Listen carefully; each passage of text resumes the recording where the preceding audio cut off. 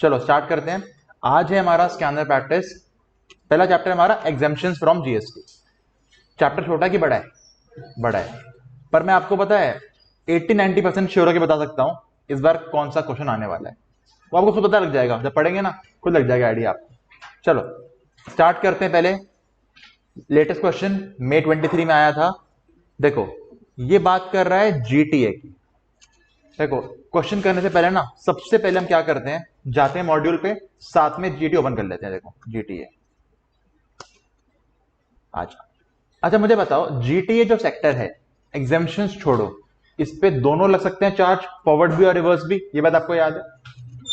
बताओ कि रिवर्स कब लगता है? जब देते हैं factory, society, co-op society, company, any registered person, government जो सिर्फ टीडीएस किया उसके अलावा।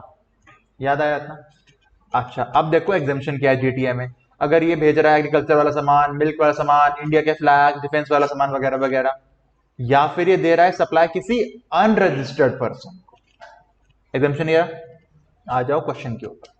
कह रहा है जीटीए सर्विसेज जो दी हैं जीटीए ने एक अनरजिस्टर्ड पर्सन को, ठीक है जी, they are exempt from tax. True और फॉल्स? दे आर ट्रू, खत्म। वैलिडिटी बतानी है, पर 5 मार्क्स का है, सिर्फ ट्रू से काम तो नहीं चलेगा। यानी आपको वो बताना है जहां पे एग्जेम्पशन नहीं होता। कहां नहीं होता? फैक्ट्री में, सोसाइटी में, कॉप सोसाइटी में, यानी रजिस्टर्ड पर्सन में, खत्म। क्लियर हो गया पॉइंट? बस ये लिख के आना है आपको, मार्क्स आ जाएंगे आप। यानी क्वेश्चन यहां का था ही नहीं, ये रिवर्स से उठाया वो क्वेश्चन था देखा जाए तो। चलूं आगे? ठीक है, अब यहां आ जाओ ना बेटा, यहां आ जाओ ना अबूर के पास। हाँ चलो अब आ जाओ आगे। ओके, जैसे ही हॉस्पिटल देखो, याद रखो मेडिकल सेक्टर, याद करते हैं रिकॉग्नाइज्ड अगर मीन होगा काम करने का, या जिसमें आयुर्वेदा है, एलोपैथी है, नेचुरोपैथी है, वो सब एग्जेम्प्ट होते हैं। उसके बाद हॉस्पिटल में पेशेंट के लिए कुछ भी करो, उसे खाना खिलाओ, उसे रूम दो, एग्जेम्प्ट होता है। पर रूम में आईटी अमेंडमेंट है। अगर वो रूम जो हाँ पेशेंट रह रहा है उसका पर डे टैरिफ 5,000 से ऊपर गया तो रूम का रेंट टैक्सेबल हो जाएगा। पर अगर ये आईसीयू है, सीसीयू है, तो कितना भी हो एग्जेम्प्ट रहता है। याद आई बात आपको ये? अच्छा आ जाओ। हॉस्पिटल में गया क्योंकि इसको स्टोन्स का रिमूवल करवाना था, ठीक है। रूम का रेंट 7,000 पर डे क्या हो जाएगा? टैक्सेबल 14,000। ऑपरेशन का charges exempt, doctor consultation exempt, other services exempt. हम इसमें नोट्स क्या डालेंगे देखो। सबसे पहले तो उन्होंने क्या किया देखो, कॉम्पिटिशन ऑफ वैल्यू निकाला, पर्टिकुलर्स और कॉलम बना दिया, रूम रेंट टैक्सेबल किया, नोट नंबर 1। ये रहा नोट, एकदम ठीक है कि रूम रेंट 5 से ऊपर जा रहा है। आप पता है क्या करना, आप इसके ब्रैकेट में लिखना assuming a room other than ICU and CCU। लिखो, स्कैनर लाए तो स्कैनर लाए तो लिख लो, ये पे स्कैनर में लिखो assuming a room other than ICU और CCU।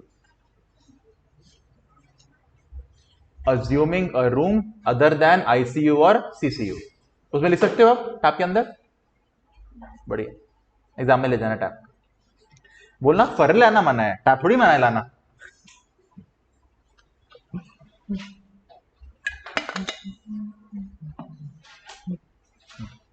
डन, ठीक है। OT charges exempt, doctor charges exempt, other services फिर नोट डालो यहां पे, नोट नंबर 2 लिखो यहां पे। We have assumed that the other charges, we have assumed that the other services are related to the treatment, related to the treatment, hence exempt under section 11, hence exempt under section 11। अच्छा notification याद है?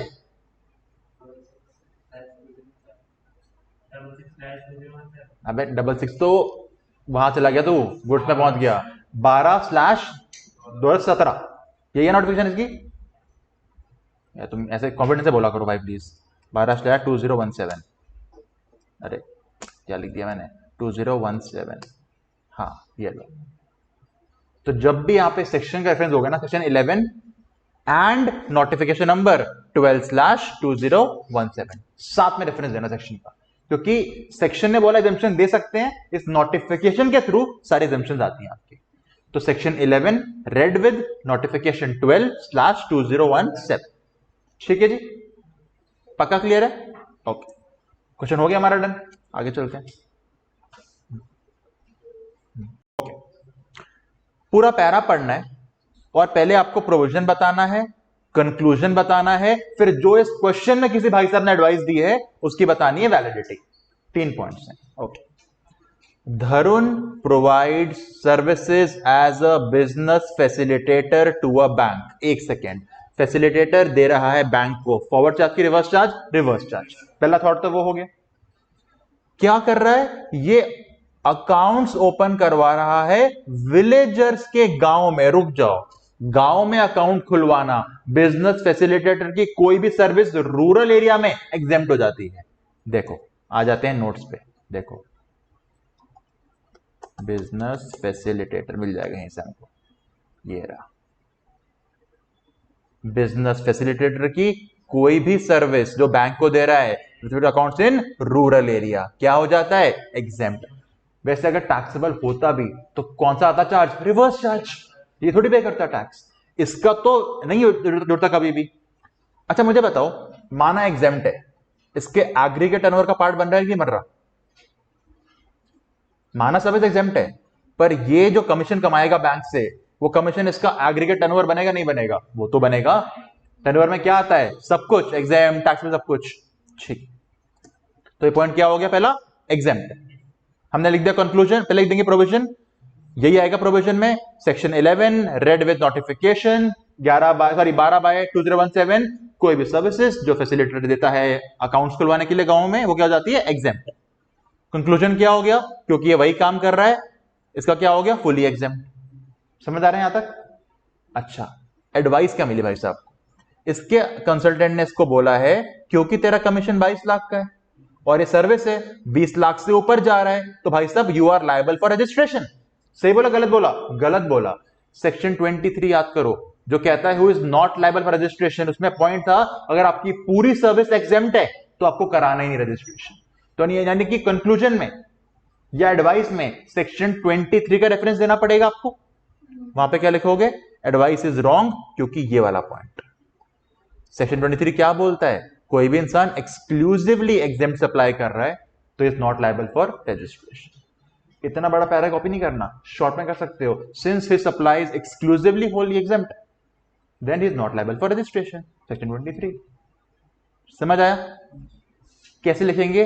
सबसे पहले बताएंगे facilitator है, section 11 read with notification 12/2017 कहती है account खुलवा रहे गांव के अंदर, एग्जेम्प्ट। फिर सेक्शन 23 क्या बोलता है? अगर आपकी सर्विस पूरी की पूरी एग्जेम्प्ट है तो आपको नहीं कराना रजिस्ट्रेशन। कंक्लूजन क्या हो गया? Not liable. एडवाइस जो बंदे को मिली थी वो क्या हो गई? गलत। समझ आया? 2 नंबर क्वेश्चन है, तो बहुत बड़ा भी नहीं है कि आपको सोचना है, कर लोगे? आ जाओ आगे।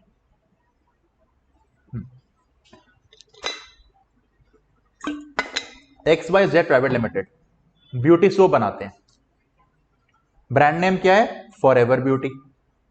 इन्होंने एक कॉन्सर्ट किया, उसमें प्रमोट करने के लिए किस महिमा को अपना बना लिया ब्रांड एम्बेसडर। बोला क्लासिकल डांस कर 1,25,000। क्लासिकल परफॉर्मेंस 1.5 लाख तक एग्जाम्प्ट हो सकती है, but not in the position of a brand ambassador. तो क्या हो जाएगा? टैक्सेबल। हाँ, टैक्सेबल हो जाएगा। कैसे लिखेंगे? वही as per section number 11 read with notification number कौन सी? 12/2017। Any services given as a classical dance performance is exempt up to 1,50,000, but if it is done in the position of a brand ambassador then they are taxable, hence क्या हो गया? taxable। Second case, क्या आपका answer बदलेगा अगर वो concert वाला सारे के सारे पैसे डोनेट कर दे? नहीं भाई, से क्या फर्क पड़ता है? डोनेशन करेगा तो हो सकता है 80G मिल जाए, वो अलग बात है इनकम टैक्स में, वो डिपेंड करता है फंड कौन सा है वो, पर जी से क्या मतलब है? ये तो टैक्सेबल रहेगा। समझ आ गया क्वेश्चन? लिख लोगे बेटा? नहीं लिख सकते खुद से, मैंने अभी बोला था इंग्लिश में, वीडियो पॉज करके नोट कर लेना उसको। ठीक है, आ जाओ। ग्रीन एग्रो सर्विसेज, ये आपको ले गया एग्रीकल्चर सेक्टर पे। पहले याद करते हैं एग्रीकल्चर सेक्टर क्या बोलता था। आप खेतों में कुछ भी करो, खेत उगाओ, काटो, ये काम करता हूं, प्रॉपर वर्ड्स खोल लेता हूं, रुको यहां पे आ जाते हैं एग्रीकल्चर पे।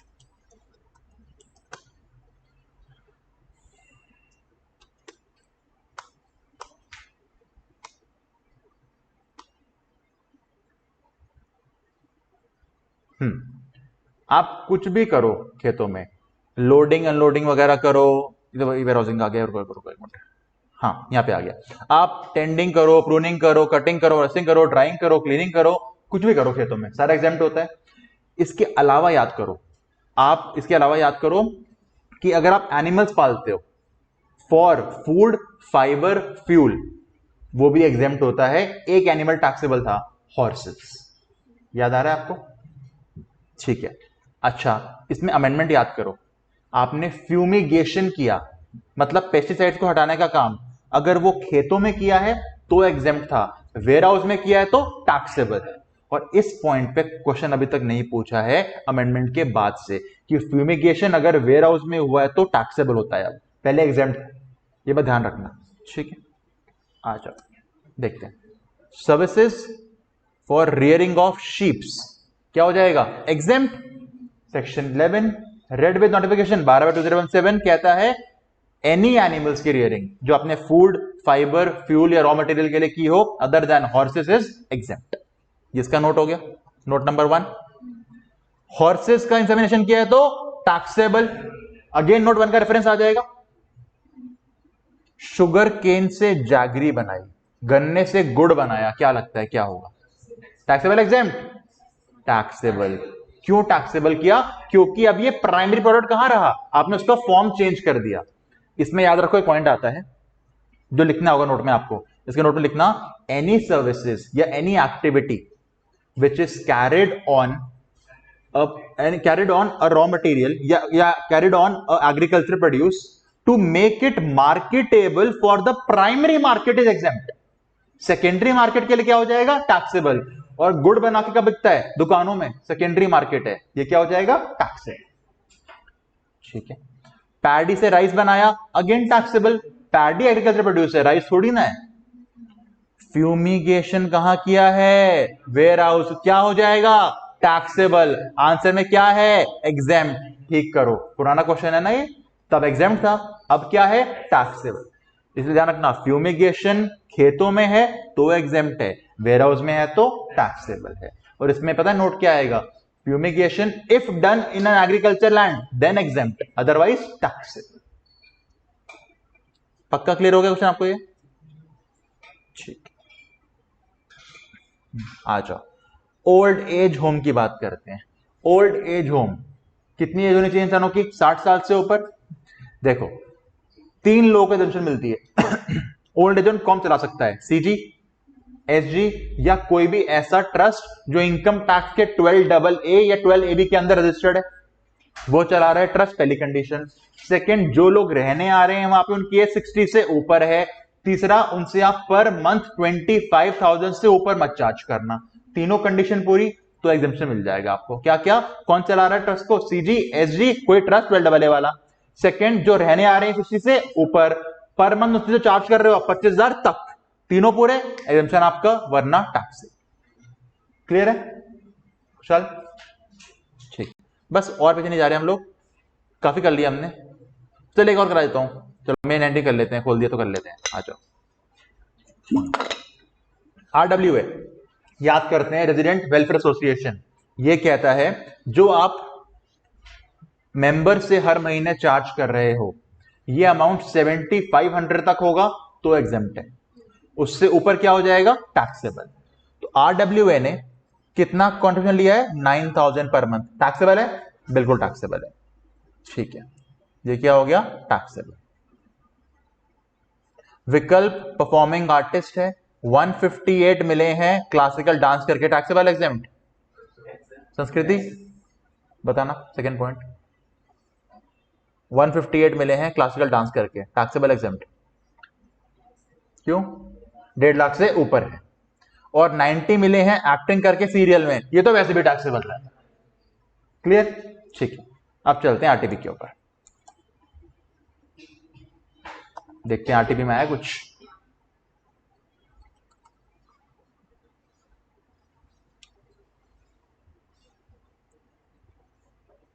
ये तो आंसर है, क्वेश्चन कहाँ है?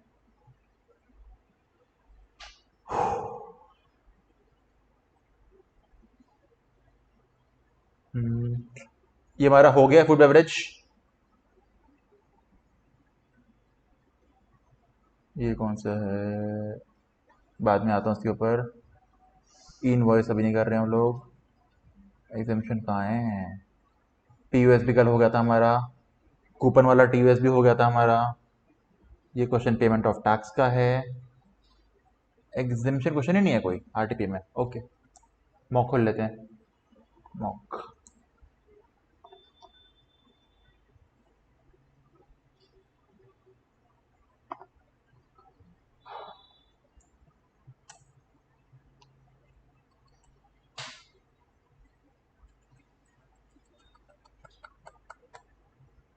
ओके, देखते कौन कौन से हो चुके हैं हमारे यहाँ पे।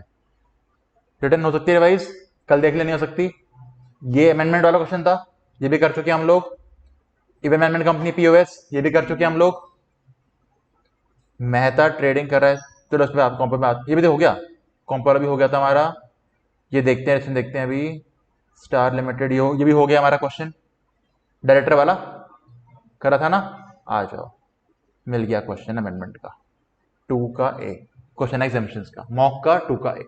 नाथ सर्विसेज लिमिटेड रजिस्टर्ड है, प्रोवाइडिंग सर्विस टू गवर्नमेंट। एक मिनट, ये तो अमेंडमेंट भी हुई है इस बार। आप गवर्नमेंट को सर्विसेज दे रहे हो, याद है कौन कौन सी थी? एक काम करता हूं, मैं साथ ओपन करता हूं। हाँ, साथ ओपन करता हूँ एक बार, मैच कर लेंगे, रुक जाओ एक बार। अमेंडमेंट्स,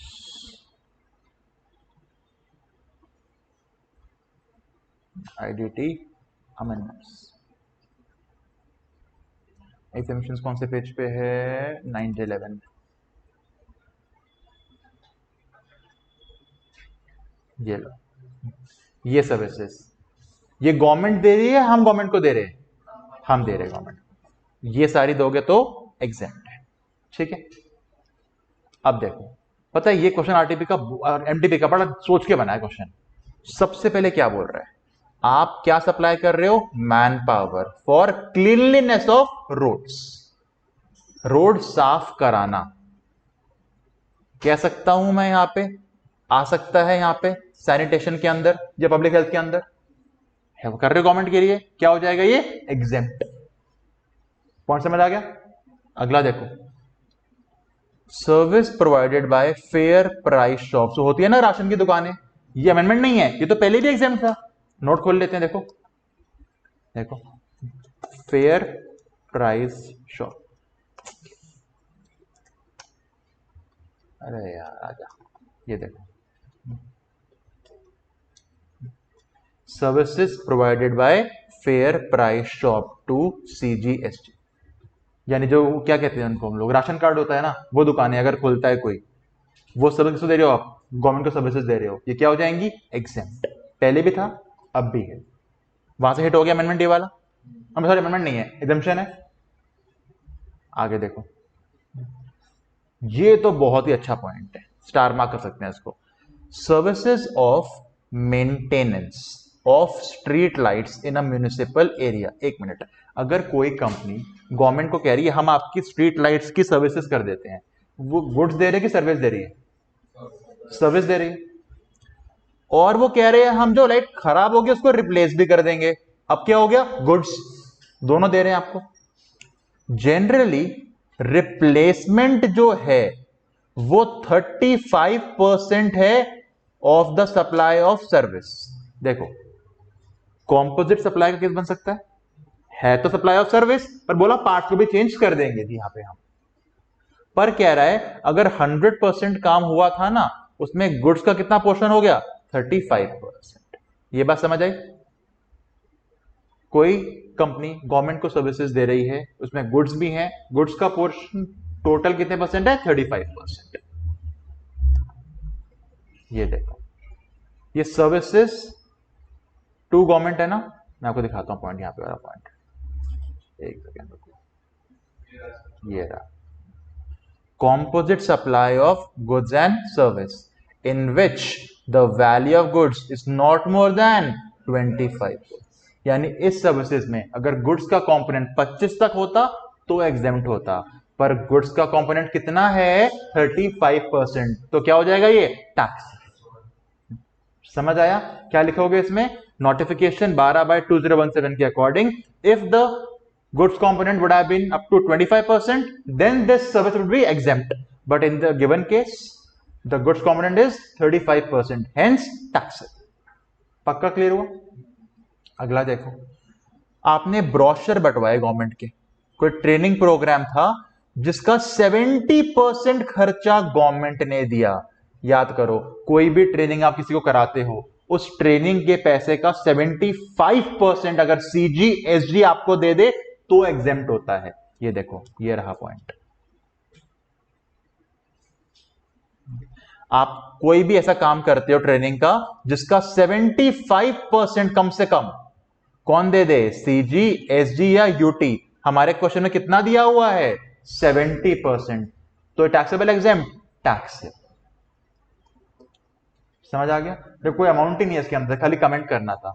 सब में आएगा सेक्शन 11 नोटिफिकेशन 12/2017, फिर जो लिमिट्स है वो बढ़ा के आंसर कर सकते हो। समझ आया? अब मैंने कहा था आपको बता सकता हूं क्वेश्चन कौन सा आएगा इस बार, तो देखो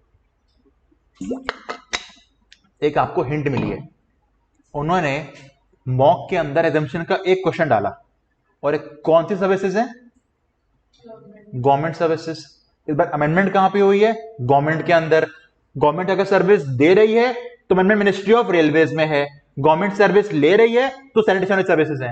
ये आपको हिंट दे रहे हैं, इस बार आपको क्वेश्चन आएगा गवर्नमेंट सर्विस के ऊपर, वरना ये और सेक्टर क्लेम कर सकते थे, यहां पे नहीं डाला इन्होंने, खाली एक सेक्टर उठाया है गवर्नमेंट सेक्टर। ये हिंट है आपके लिए कि इस बार क्वेश्चन यहां से आ रहा है। बस या तो बाय आएगा तो रेलवे, टू आएगा तो वो लिस्ट। याद रखना है, ये हिंट है आपके लिए, इस बार मौके ने दिए हिंट आपको ये।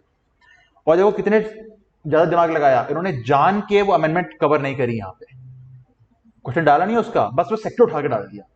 याद रखना गवर्नमेंट सेक्टर आ रहा है इसका। चलो ये भी हो गया, मॉक भी हो गया, आरटीपी भी हो गया, एग्जामिनेशंस डन। नेक्स्ट चैप्टर कौन सा है हमारा?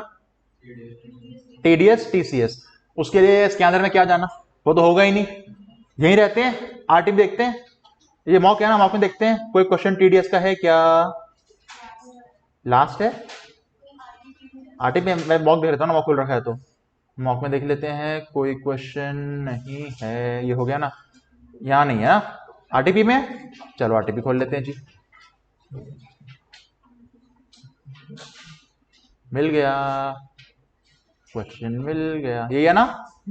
आ जाओ, सबसे पहले मुझे बताओ टीडीएस कब होता है? अगर कोई भी सेक्टर, कोई भी प्राइवेट सेक्टर गवर्नमेंट डिपार्टमेंट को या गवर्नमेंट को कोई सर्विसेज दे, या सप्लाई करे, और वो कॉन्ट्रैक्ट का अमाउंट कितने से ऊपर हो जाए? लिमिट कितनी है? लिमिट कितनी टीडीएस के लिए? 2.5 लाख। क्या कर रहे हो? कोई भी प्राइवेट सेक्टर गवर्नमेंट को 2.5 लाख से ऊपर की सर्विसेज दे, 2.5 lakh inclusive GST, exclusive? Exclusive. तो अब वो डिपार्टमेंट इनका टीडीएस काटेगा, किस रेट से काटेगा? 2%, 1% सीजीएसटी, 1% एसजीएसटी। पर याद है सिर्फ इंट्रा स्टेट में कटता है, इंटर में नहीं कटता, वरना कैसे मिलेगा क्रेडिट भाई साहब को? अच्छा, टीडीएस का क्रेडिट आपके कौन से लेजर में जाता है? ई कैश लेजर में। याद आ रहा है इतना आपको? चलो आओ देखते हैं। ये क्वेश्चन जो है ना, तब कराता हूं, देखो रामलाला एंटरप्राइजेस कहां रजिस्टर्ड है? ये दिल्ली। ठीक है, सप्लायर कहां का हो गया? दिल्ली का लिख लेते हैं। सप्लायर भाई साहब दिल्ली के, सप्लाई कर रहा है इंटीरियर डेकोरेशन सर्विस। 1 मिनट, ये आपको ले गया प्लेस ऑफ सप्लाई के ऊपर। इंटीरियर डेकोरेशन किसका होता है? किसका होता है? किस चीज का होता है? इंटीरियर डेकोरेशन किसका होता है? प्रॉपर्टी का। याद रखो, इमूवेबल प्रॉपर्टी के रिलेटेड कोई भी सर्विस दो, उसका पीओएस क्या बनता है? Where the property is located. याद आ गया पीओएस? देखो वहां ले गया आपको। ये कहां पे है प्रॉपर्टी? आंध्र भवन दिल्ली। दिल्ली का बंदा दिल्ली में सर्विस दे रहा है, यानी इसके लिए क्या लग गया, इंट्रा की इंटर, इंट्रा, इंट्रा हो गया, ओके, इंट्रा स्टेट सप्लाई है भाई साहब के लिए, यानी ये तो लगाएगा सीजीएसटी एसजीएसटी। सर्विस कॉन्ट्रैक्ट हुआ है with the government of Andhra Pradesh, जो कहां रजिस्टर्ड है, आंध्र प्रदेश, रेसिपिएंट तो एपी का है। अब बताओ क्या इस केस में टीडीएस कटेगा, नहीं काट सकता टीडीएस भाई, वो काट देगा आंध्र प्रदेश का, इसको क्रेडिट ही नहीं मिलेगा। Total contract value inclusive of GST 1550। पहले बताओ टीडीएस आएगा, टीडीएस तो नहीं आएगा, क्यों सर, इंट्रा स्टेट सप्लाई है, रेसिपिएंट किसी और स्टेट का है, टीडीएस नहीं आ सकता। अच्छा मान लो आता टीडीएस, मान लो आता तो कितनी वैल्यू पे निकालते, 1550 पे, नहीं, इसे एक्सक्लूसिव करना पड़ता पहले, फिर उसका 2% आता। पॉइंट समझ आया? देखो इन्होंने कैसे छुपा के डाल दिया पीओएस को उसके अंदर, यानी उन्होंने पहले हम कैसे सॉल्व करेंगे, हम बताएंगे सप्लायर कहां का है, दिल्ली का, रेसिपिएंट कहां का है, आंध्र प्रदेश का, पर सर्विसेज इंटीरियर डेकोरेटर की है which is related to a immovable property, hence according to place of supply POS क्या बन जाएगा, दिल्ली, हेंस सप्लाई क्या हो गई, इंट्रा। अब इंट्रा सप्लाई है, रेसिपिएंट बाहर का है, तो टीडीएस नहीं काट सकता। क्या आपका आंसर बदलेगा अगर कॉम्पस स्कीम में होता, नहीं, सेम आंसर रहने वाला हमारा। तो पक्का क्लियर हो गया आपको ये टीडीएस वाला, ठीक है। और क्वेश्चन आई थिंक टीडीएस के ऊपर है ही नहीं, ना मॉक में है ना आरटीपी में है, पर अगेन आपको हिंट दिया आईसीएआई ने, हम क्वेश्चन मिक्स करके पूछेंगे। और देखो मुझे बताओ, देखो टीडीएस वाला चैप्टर जो है वो सिर्फ तब हिट होने वाला है अगर सर्विसेज गवर्नमेंट डिपार्टमेंट को दे रहे हो, पर प्लेस ऑफ सप्लाई कहां हिट होगा, हर जगह हिट हो जाएगा। प्लेस तो आपके आ जाएगा, पेमेंट ऑफ टैक्स में आ जाएगा, एग्जामिशन में आ सकता है, वो कहीं भी डाल देंगे उठा के, वो तो वैल्यूएशन में डाल देंगे उठा के। यानी आपको हर क्वेश्चन में जीएसटी के अंदर ध्यान रखना, दो बातें सोच के चलनी होती हैं, पहला फॉरवर्ड चार्ज या रिवर्स चार्ज, उसके बाद पीओएस। इस पे क्वेश्चन हिलता रहेगा आपका, हर क्वेश्चन में दिमाग लगाना पीओएस क्या बन रहा है इसका, ठीक है। अच्छा हाँ, मैंने कल नया पैटर्न देखा इसी का एग्जाम पैटर्न, अभी बता दूं, पहला क्वेश्चन इनकम टैक्स में कितने मार्क्स का आता था, 14, अब 15 का हो गया। पहला क्वेश्चन कंपलसरी 15 नंबर का है इनकम टैक्स में, श्योर शॉर्ट 15, और 15 का साफ इंडिकेशन हो रहा है क्वेश्चन दो बार करने को बोलेगा, एक बार बीएससी एक बार नॉर्मल। और आपके लिए मजे की बात, अदर सोर्स सेम रहने वाला है, फैमिली पेंशन ही तो है जुड़ जाएगी, कैप गेन्स तो पूरा सेम रहने वाला है। पीजीपी में क्या नहीं मिलेगा, अनअब्सॉर्ब्ड डेप्रिसिएशन, सैलरी में स्टैंडर्ड, याद रखो बेटा, दो बार सॉल्व करना है, याद रखना है, ठीक है। 15 का है जीएसटी का पहला क्वेश्चन 8 नंबर का आता था ना, ये भी 15 का है, 15 कर दिया, जीएसटी का पहला पेज 15 कर दिया कंपलसरी, पर इतना डरो मत, पार्ट्स में होगा 10 और 5, 10 और 5 पार्ट्स में होगा, 10 और 5, 15 कंपलसरी हो गए, बाकी 3 क्वेश्चन होंगे, कोई 2 करने होंगे दोनों सेक्टर्स में, 3 क्वेश्चन 6-4 हो जाएगा, 5-5 हो जाएगा, 7-3 हो जाएगा, 3 में से कोई 2 करने हैं यहां, 2 करने हैं यहां, ये आपका पैटर्न है पूरा, बाकी एमसीक्यूज। और एमसीक्यू पता बोल दिया उन्होंने कैसे होंगे, एमसीक्यू क्या बोले उन्होंने, पहले क्या होता था, एक केस स्टडी आती थी 5 नंबर की, इंटू 2 10 बनता था, अब केस स्टडी 2 आएंगी, 2 इनकम टैक्स में केस स्टडीज, 2 जीएसटी में केस स्टडीज, पर 3-3 नंबर की, 3-3 क्वेश्चंस की, यानी इनकम टैक्स का पहला केस स्टडी 3 इंटू 2 6 नंबर, एक और केस स्टडी 3 इंटू 2 6 नंबर, फिर 3 अलग से एमसीक्यूज। जीएसटी में भी पहला केस स्टडी 3 इंटू 2 6 नंबर, अगला केस स्टडी 3 इंटू 2 6 नंबर, फिर 3 एमसीक्यूज। मैं कल आपको डिप में लिखवा दूंगा पूरा पैटर्न एक बार अच्छे से, मैंने बता दिया पैटर्न क्या है। आपके लिए पास होना इजी हो गया बेटा, अगर सोचो, नहीं फ्रैंकली बता रहा हूं क्यों इजी हो गया, सुनो, क्वेश्चन 15 नंबर कर दिया कंपलसरी, 15 में से आपको मैंने ट्रिक सिखा दी है, 8 तो ले आओगे, 8 यहां ले आओ, सेम सिखाऊंगा ट्रिक जीएसटी में, 8 यहां ले आओ, 16 तो आ ही गए, अगर 40 का भी एम है कितने लाने हैं, और 24 नंबर, 30 तो एमसीक्यू है, जय माता दी कर दोगे ना, और जय माता दी का 2 नंबर वाले पे लग गया, 10 तो वहां बन गए, 34 तो यही हो गए बैठे बैठे आपके मिनिमम से मिनिमम, 6 ही तो बचे लाने के लिए, और भी कितने क्वेश्चन बाकी हैं आपके, क्यों क्यों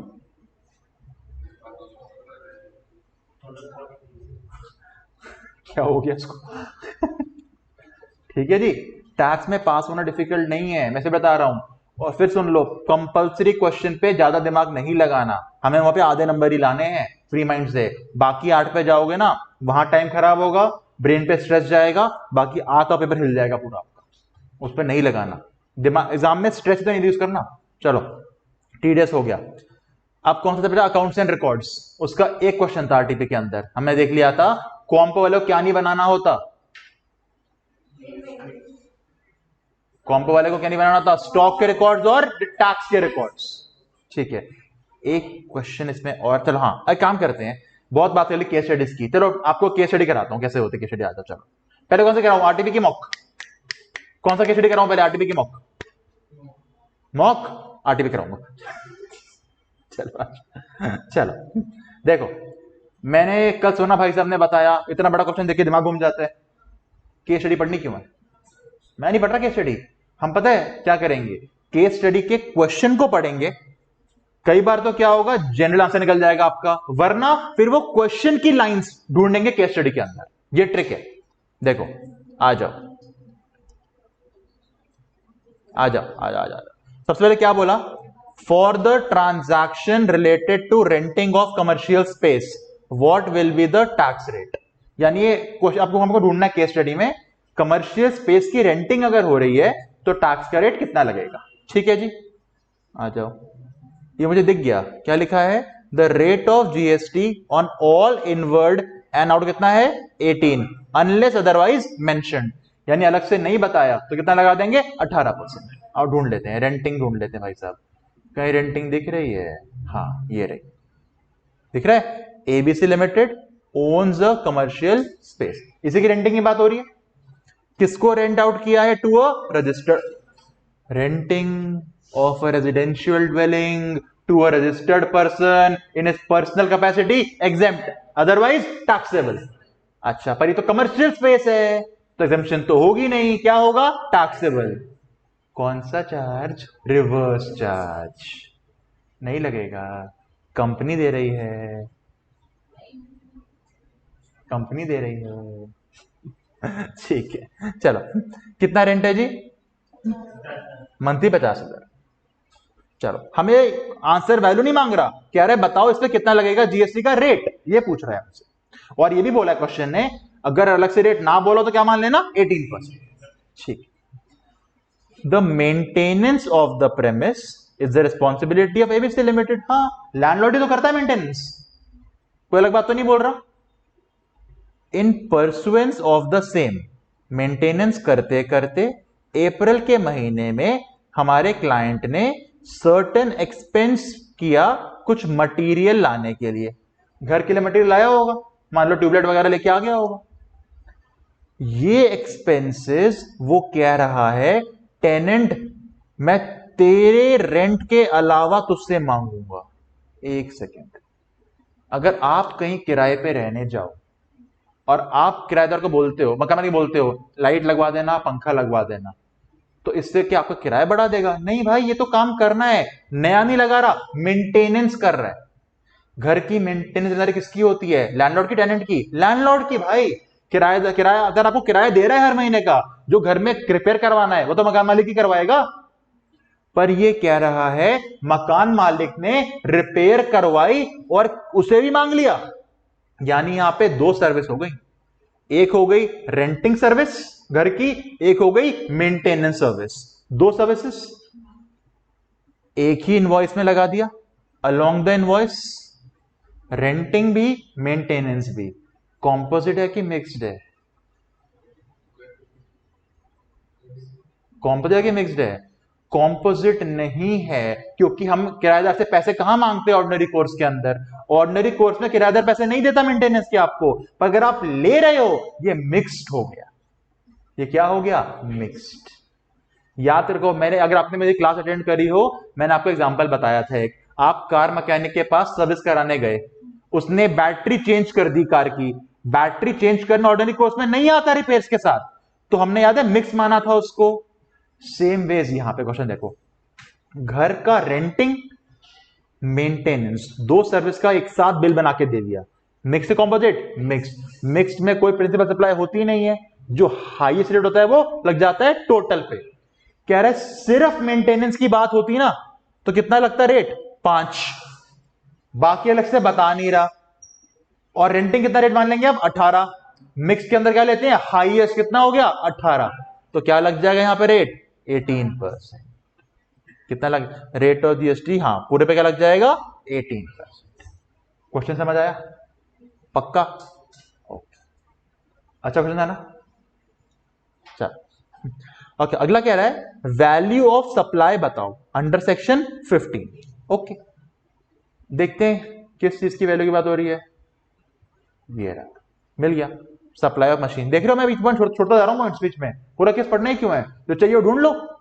रादर पूरा पता है पूरा केस पढ़ोगे ना 5 मिनट खराब होंगे, पल्ले कुछ पड़ेगा नहीं, कहानी अलग अलग बोलेगा वो। अच्छा, basic price of the machine before TCS under income tax. क्या हम टीसीएस को वैसे भी ऐड करते हैं वैल्यू के अंदर? नहीं करते, अच्छी बात है, बिफोर है। कितनी है 45,000। ठीक है, टीसीएस मिला है 2500, क्या करूं मिला है तो अच्छी बात है, मिला कुछ नहीं करना, इग्नोर करना। सब्सिडी मिली है 3500 की from green foundation private limited. पहली बात तो प्राइवेट कम एनजीओ है, माइनस वैसे भी नहीं करने वाले हम लोग, पर क्यों मिली है? For use of green energy, subsidy was linked to the units of energy saved, not machinery. ये तो डायरेक्टली लिंक्ड भी नहीं है, यानी गवर्नमेंट देती ना तो भी माइनस नहीं करते हम तो यहां पे, क्योंकि गवर्नमेंट के लिए सब्सिडी भी डायरेक्टली लिंक्ड, ये तो एनजीओ दे रहा है तो वैसे माइनस नहीं करना। तो कितनी आ गई वैल्यू हमारी 45,000 हो गया। आओ देखें 45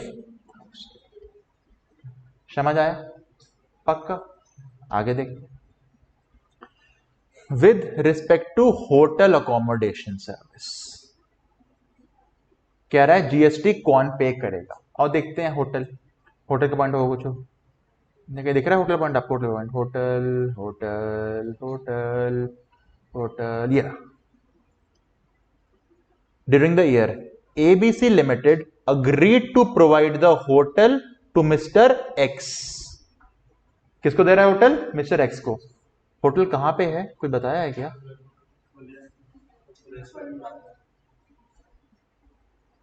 ये रहा, ABC owns and operate hotel in Udaipur. Hotel कहां पे है? उदयपुर। अच्छा, होटल रेंट पे दे रहा है इमूवेबल प्रॉपर्टी, पीओस क्या बनने वाला है? राजस्थान। रजिस्टर्ड कहां पे है? राजस्थान। होटल कहां पे है? राजस्थान। इंट्रा की inter, intra, CGST, SGST. Okay, mister x is an unregistered person, very good, ठीक है। क्या बन गया पीओएस? राजस्थान। क्वेश्चन ने मांगा क्या है? क्वेश्चन कह रहा है क्या लगेगा? जीएसटी पेबल इज निल तो होगा नहीं भाई, टैक्स तो लगेगा, निल तो है नहीं, नेचर ऑफ सीजीएसटी। अच्छा, होटल देख के ना मत पहुंच जाना रिवर्स चार्ज के ऊपर, वो ओयो रूम्स में होता है, ईसीओ थोड़ी यहाँ पे खुद होटल प्रोवाइड कर रहा है, ईसीओ की बात ही नहीं है यहाँ पे। अच्छा, which of the following is correct with regard to availability of ITC? चलो आईटीसी देख लेते हैं एक बार, लग याद कर ही लेते हैं आईटीसी भी। In addition to the transactions ABC limited ने कितना खर्चा किया है? 5 लाख। क्या लेके आया है? Goods as a part of CSR. मिलेगा नहीं मिलेगा? नहीं मिलेगा, अमेंडमेंट है ना, हाँ, ये नहीं मिलेगा आईटीसी। तो आईटीसी का देखना क्या होगा, अमाउंट इज नॉट अलाउड, खत्म। समझ आ गया? लास्ट पॉइंट क्या बोल रहा है? ऑफिसर ऑडिटिंग ऑफ अकाउंट्स ढूंढ लेते हैं भाई, क्या बात हो रही है। ये रहा, during the scrutiny proceedings in the state of Gujarat, GST officer ने बोला ABC limited copy of audited FS दे दे हमको, क्योंकि हमें लगता है तेरे को अपने अकाउंट्स एक ऑडिट कराने पड़ेंगे सीए से अंडर अ जीएसटी लॉ। एक मिनट, हमने पूरे जीएसटी में ऑडिट पढ़ा है? जीएसटी का पूरे कोई पढ़ा है? नहीं पढ़ा ना, कराना ही नहीं होता, हट गया है पॉइंट, ये नहीं कराना है इसको, सिंपल सी बात है। क्योंकि अगर होता तो मैं आपको बता देना, तो टॉपिक है ही नहीं। तो आंसर क्या आएगा? There is no requirement. समझ आ गया कैसे डील करते हैं एमसीक्यू से?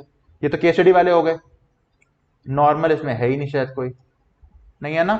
चलो आरटीपी हो गया, अब चलते हैं मॉक के ऊपर। अब तुम मेरी हेल्प करना करने में, ठीक है, मैं तरीका बता दिया, देखते हैं तरीका फॉलो कर पा रहे नहीं कर पा रहे हो। अच्छा, सबसे पहला क्या बोला, ये तुमने कर ही लिया था कल पहला क्वेश्चन, तो टाइम लिमिट याद है। गुड्स के केस में क्या होता है, on the before the removal. कोई नहीं, अगला देखते हैं। अगला किसकी बात कर रहा है, प्लांट एंड मशीनरी की बात कर रहा है। आ जाओ देखते हैं प्लांट एंड मशीनरी, बताओ कहां पे है, मुझे, मैं नहीं बताऊंगा।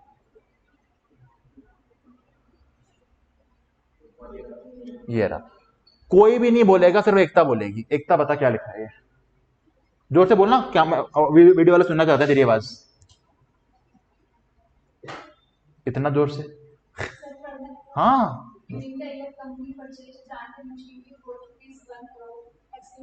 ओके, रुक जाओ। 1 करोड़ की मशीन खरीदी, आगे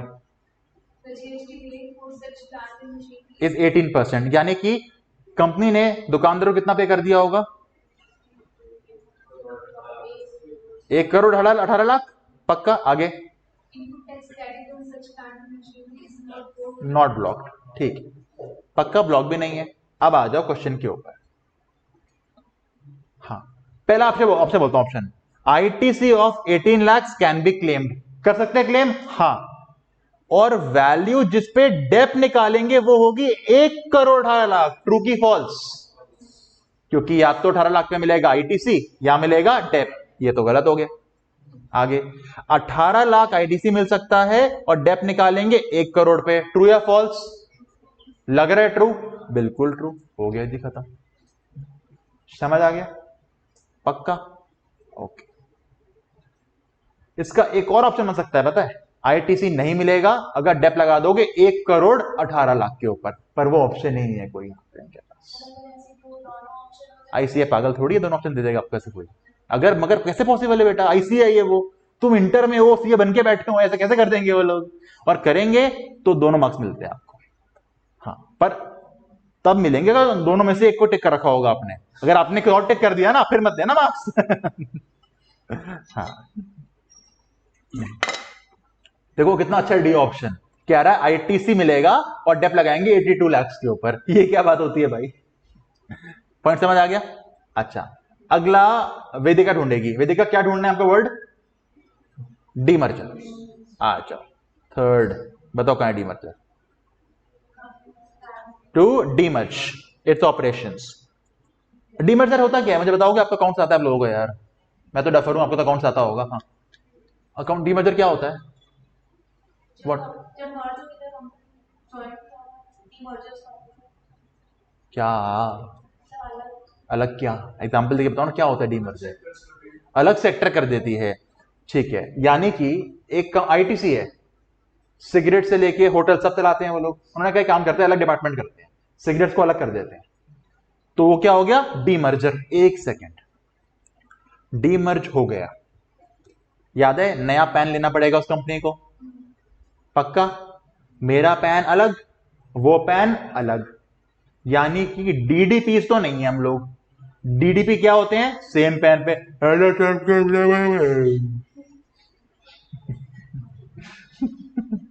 डीडीपी क्या होते हैं, सेम पैन पे, डीमर्जर होता पैन सेम है कि पैन बदल गया, पैन बदल गया, डिस्टिंग तो नहीं है, ठीक है। डीमर्ज एंटिटी सेपरेट एंटिटी है in the form of a wholly owned subsidiary having the common BOD, याद करो रिलेटेड हो गए, एक इंसान दोनों को कंट्रोल कर रहा है, कॉमन बोर्ड हो गए रिलेटेड, यानी अब ये जो कंपनी है और जो डीमर्ज्ड है आपस में क्या हो चुके हैं, रिलेटेड। आ जाओ, क्वेश्चन है मांगा क्या है, ये दोनों आपस में क्या होंगे, रिलेटेड पार्टीज, समझ आया। अच्छा, थोड़ा मैं आपको ऑडिट के क्लास में ले जाना चाहता हूं, मैंने आपको एक पॉइंट बताया था, सेक्शन 128 कहता है, कंपनीज एक्ट बोलता है बुक्स मेंटेन करो 8 सालों के लिए, ऑडिटिंग का बोलता है ऑडिट फाइल लिखनी है आपको 7 सालों के लिए, और इनकम टैक्स क्या बोलता है 6 सालों के लिए, सेम जीएसटी है। जीएसटी कहता है जब भी एनुअल रिटर्न फाइल करते हो ना, एनुअल रिटर्न फाइल करने से 6 साल नहीं 72 महीने, एक ही बात है ना, 72 मंथ्स तक आपको मेंटेन करनी पड़ती है फाइल्स। आ जाओ, रिटेंशन की बात कर रहा है, गलत, गलत।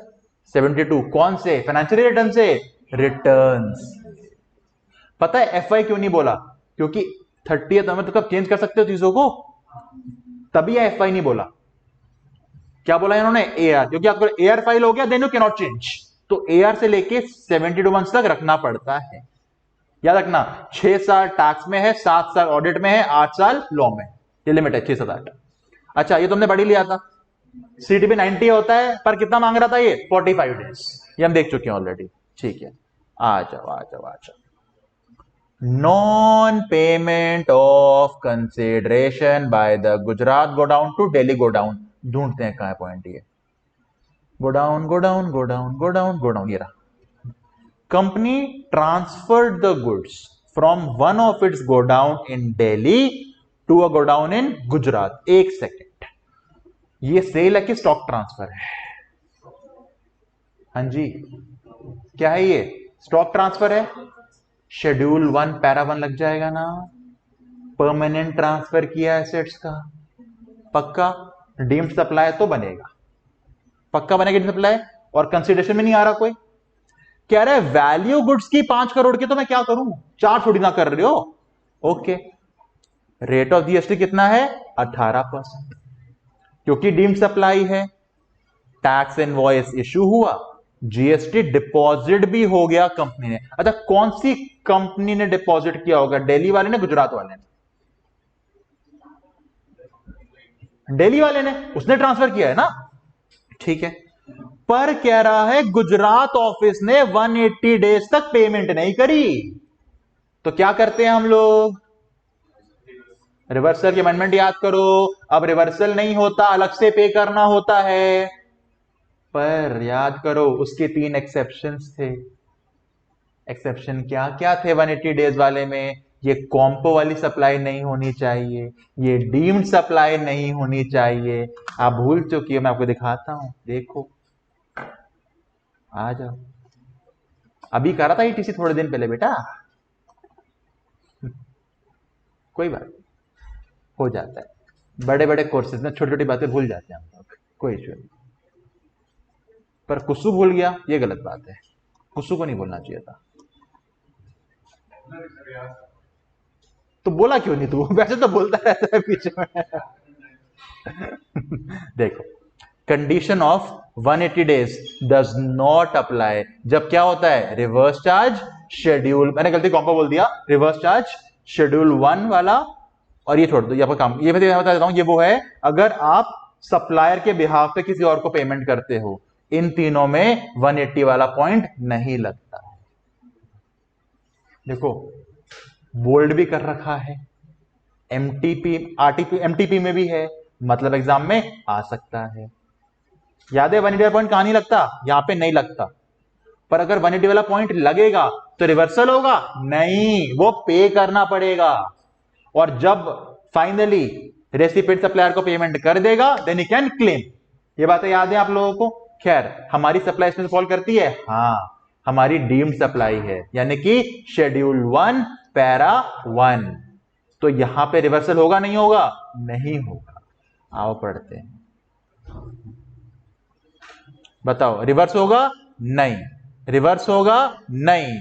180 वाली नॉट एप्लीकेबल? हाँ, समझ आ गया। अब देखो फिर से ट्रिक समझो। आईसीएआई ने 180 डेज वाला पॉइंट उठा दिया आरटीपी के अंदर, पर जान के डीम्ड सप्लाई वाला केस बनाया, अमेंडमेंट हिट नहीं करी। यहां पे अमेंडमेंट लगती तो ये स्टॉक ट्रांसफर नहीं, ये सेल होता। और अगर ये सेल होता तो रिवर्सल नहीं होता, आपको आउटवर्ड लायबिलिटी मान के पे करना पड़ता। पॉइंट समझ आया? ऐसे आपको हिंट दे रहा है एसीआई कि भाई 180 वाला पढ़ लेना। क्लियर है? तो कोइंसिडेंस तो नहीं मान सकता मैं इसको।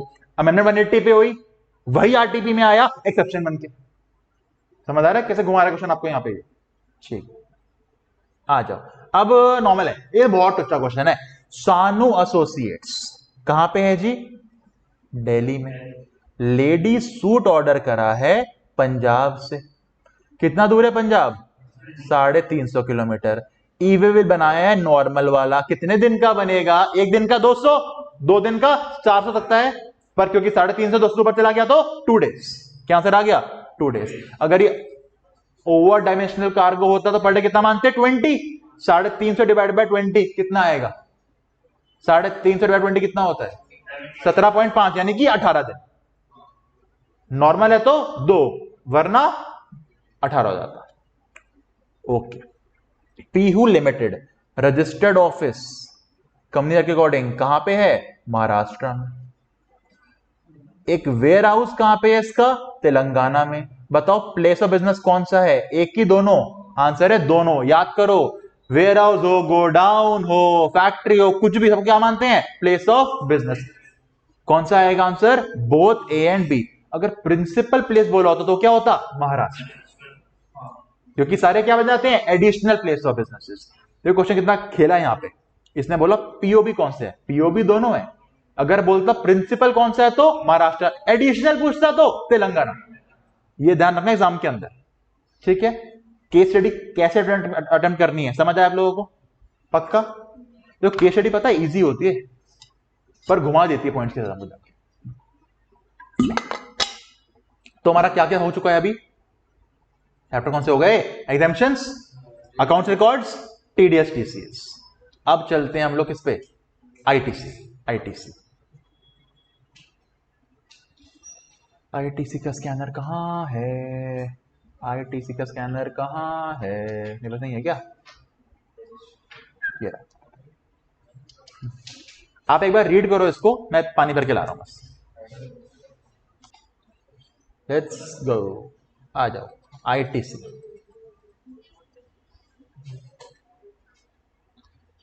यहां भी बता सकता हूं मैं आपका आईटीसी में क्वेश्चन कौन सा आने वाला है इस बार। अच्छा, आप लिख रहे हो ना, तो बोलता हूं इंपॉर्टेंट वाले में। हाँ, लेकिन मुझे भेज देना, इसको ऐसा भेज दूंगा मैं, क्योंकि कई बच्चे बहुत बिजी हैं, आ नहीं पाते क्लासेस में, तो उनको भेजना पड़ेगा। वही जो इंपॉर्टेंट बता रहा हूं बार बार आपको मैं, क्योंकि मैं तो बता के भूल जाता हूं। आप एक जगह लिख देना सारे। आ जाओ। तुम नहीं लिख रहे? हाँ तो ठीक है ना, फेयर कर लेना उसको।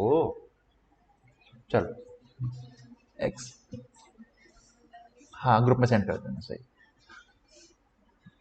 मैं नोट नहीं करूंगी, ग्रुप में सेंड कर देना। और मैं टैब लेके जाऊंगी एग्जाम के अंदर।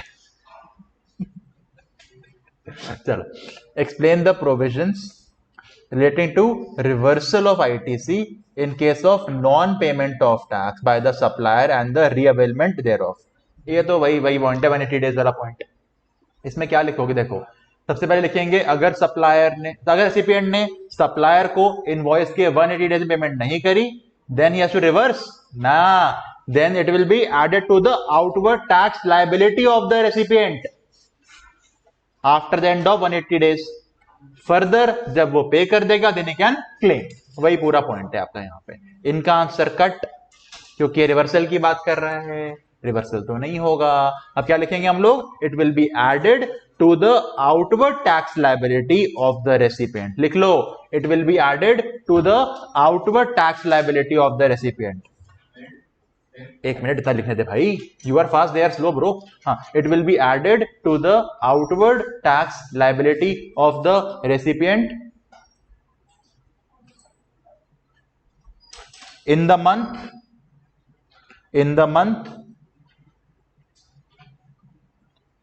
sorry, in the GSTR1,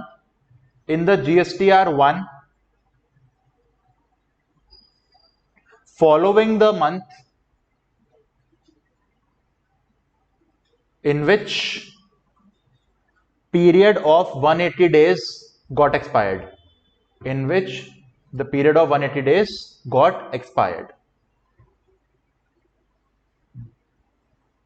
मतलब जिस महीने 180 खत्म हो जाएंगे, उसके अगले महीने रिटर्न में आप लोग करोगे। समझ आ गया पॉइंट? रिवर्सल का, रीअवेलमेंट का सेम है, अवेल तो कर सकते हो, जब भी पे करोगे अगले महीने अवेल कर लेना।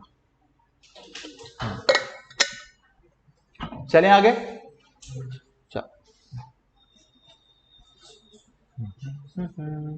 आ जाओ। ओके, सुनो क्वेश्चन, मैं आपको क्वेश्चन की समरी बताता हूं।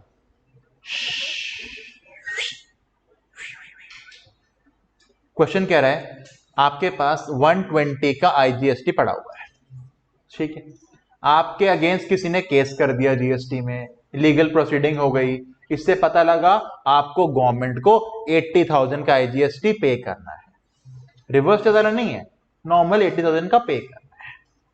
कितना ATC पड़ा है? 120। कितना पे करना है? 80।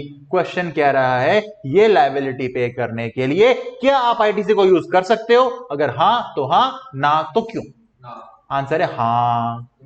भाई तो बता रहा हूं क्यों, सुनो सुनो, आउटवर्ड की क्या है? बोलो क्या है? Tax liability. कहीं बोला इंटरेस्ट है? नहीं। कहीं बोला फीस है? नहीं। कहीं बोला पेनल्टी है? नहीं। टैक्स के लिए टैक्स तो पे कर ही सकते हैं। ITC can not be used for interest, fees, penalty. ये तो टैक्स है, यहां इट कैन बी यूज्ड। और ये भी लिख देना हाउएवर, हेलो लिखो, however if such tax liability would be in the nature of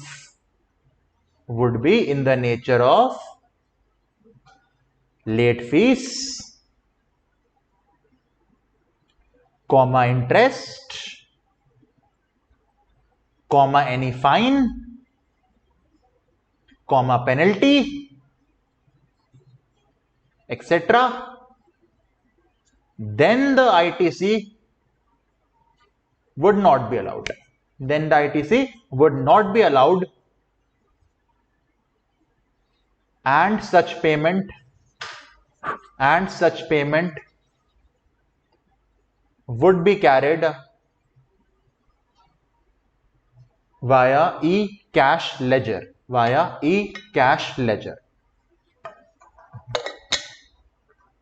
done. कुसु को इतने ट्रस्ट इश्यूज है ना भाई, आंसर पढ़ रहा है इसके अंदर में क्या है बता तो रहा हूं अच्छा, मुझे दिख रहा है क्या पढ़ रहा है। लिखवा तो दिया आंसर, वही कॉपी करना भाई बुक का। चलो चलें आगे। चलो एक काम करते हैं, कुसु ही बताएगा रूल 86A क्या था।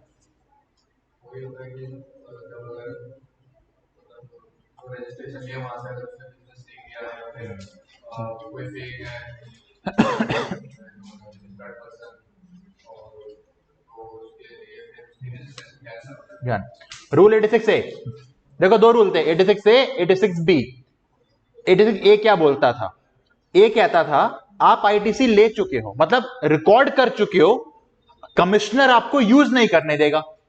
कब कब? जब पता लगे कि रजिस्टर्ड पर्सन है ही नहीं, खाली बुक्स में है, या फिर जहां से उसने बोला काम कर रहा वहां से काम ही नहीं कर रहा वो, या फिर उसके पास बिल ही नहीं है, या गुड्स ही नहीं पहुंचे उसके पास, या फेक बिल पहुंचा उसके पास, या फ्रॉड से काम कर रहा था। ऐसे केसेस में आपका कमिश्नर आपको ITC रोकने यूज करने से रोक देगा। 86A ये हमने पढ़ा ITC के अंदर, ये सारे पॉइंट्स पढ़ रखे हैं हमने, याद आ गए सारे पॉइंट्स? इंपॉर्टेंट, कौन रोक सकता है आपको? कमिश्नर, या किसी को ऑथराइज कर सकता है, पर वो AC से छोटा नहीं होना चाहिए। क्लियर है पॉइंट ये? 86A इस बार नहीं आएगा एग्जाम, नहीं आएगा। मैं बताऊंगा क्या आएगा इस बार। आप देखते रहो क्वेश्चन कौन कौन से आए पिछले 5 सालों में। पहले कौन सा आया क्वेश्चन? 180 डेज वाला। उसके पहले कौन सा आया था क्वेश्चन? IGST की पेमेंट कहां हो सकती है। उसके पहले क्या? 86A। बता सकते से पहले कौन सा आया होगा? अगर 86A आ गया है तो कौन सा आ गया होगा? 86B। इससे पहले वही आया होगा। देखा बेटे, ट्रिक होती है, समझो। स्कैनर मान ले पढ़ लिया होंगे, लास्ट क्लास में बताया था ना रिटर्न्स का मैंने, अगर अमेंडमेंट हुई है तो QRMP आया होगा, देखा था ना वो भी। चल वो छोड़, ऑन कैमरा बता रहा हूं इस बार क्या आने वाला है। भाई पक्का तो कुछ नहीं होता, पक्का तो भी नहीं घर पहुंच जाएगा सही से। तू आज शिट, लाइट गई, ये बंद हो नहीं हो कैमरा? चल रहा है, वेरी गुड, चल रहा है, ठीक है। 86B, बी याद है? बी क्या बोलता था कि अगर किसी महीने आपकी आउटवर्ड लायबिलिटी 50 लाख से ज्यादा है तो भाई साहब एटलीस्ट 1% कैश से पे करना पड़ेगा। एक्सेप्शंस याद करो, ये वो इंसान है जो पिछले 2 सालों से इनकम टैक्स हर साल 1 लाख पे कर रहा है, या फिर या फिर ये कोई गवर्नमेंट का डिपार्टमेंट है, इंश्योरेंस कंपनी है, वगैरह वगैरह पॉइंट्स। वेरी इंपॉर्टेंट पॉइंट, मेरे साथ सुनो प्लीज, सुनो सुनो सर। अप्रैल 2024 आपके पास नहीं था आईटीसी, तो आपने जीएसटी कैसे पे किया होगा? कैश लेजर से। आपने कैश से पे कर दिया 1 लाख रुपए। मई 24 अगेन नहीं था एटीसी, फिर कैश से पे कर दिया 2 लाख रुपए। यानी आप 24-25 वाले फाइनेंशियल ईयर में गवर्नमेंट के पास कितना कैश जीएसटी पे कर चुके हो? 3 लाख। जून वाले महीने में आपका आउटवर्ड लायबिलिटी हो गया, आउटवर्ड सप्लाई आपने कर दी 75 लाख की, यानी कि एटीसी भी लग गया आपके ऊपर, और आपके पास आईटीसी पड़ा हुआ है। मान लो जीएसटी अमाउंट है, नहीं जीएसटी सॉरी सॉरी ये सप्लाई है, मान लो ये सप्लाई है, और इस पे आपका जीएसटी जो बन रहा है वो बन रहा है 18% के हिसाब से। कितना आएगा बताओगे 18% इसका? 13,50,000 ये बन रहा है जीएसटी अमाउंट आपके ऊपर। इसका 1% कैश पे करना होता है, वो कितना निकल के आया?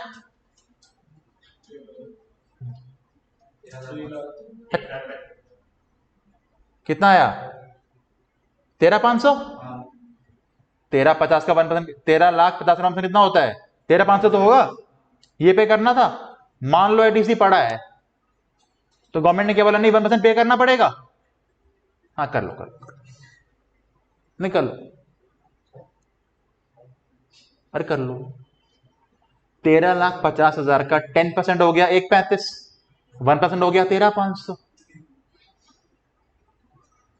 सुनो, जून वाले महीने में आपने सामान कितने का बेचा? 75 लाख का, यानी 86 भी लग गया आपके ऊपर।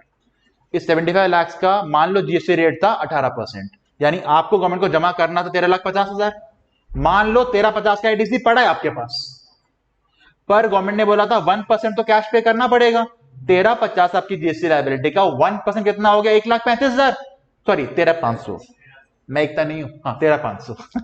ठीक है, तो 13,500 आप गवर्नमेंट से कह रहे हो भाई साहब पिछले 2 महीने कैश ही तो पे कर रहा हूं तुमको, और 2 महीने में 3 लाख कैश पे कर चुका हूं तुमको मैं, जो 13,500 से बहुत ऊपर है। तो क्या फिर भी रूल लगाओगे? गवर्नमेंट ने बोला नहीं। अगर इस फाइनेंशियल ईयर के महीनों में जो कैश गवर्नमेंट तक पहुंचा चुके हो वो इस महीने के 1% को क्रॉस कर चुका है, देन रूल नहीं लगता। याद आ गया? बस हमें एक्सेप्शन नहीं पूछी थी, ये सब लिख देंगे एक्सेप्शंस। डन है। अब सुनो, एक और क्वेश्चन देखो। मे 22 क्या बोल रहा है भाई? ये क्वेश्चन है, कोई कह रहा है आईटीसी का क्रेडिट कैसे लेके आते हैं। हम ये फर्स्ट चैप्टर पढ़ लेते हैं।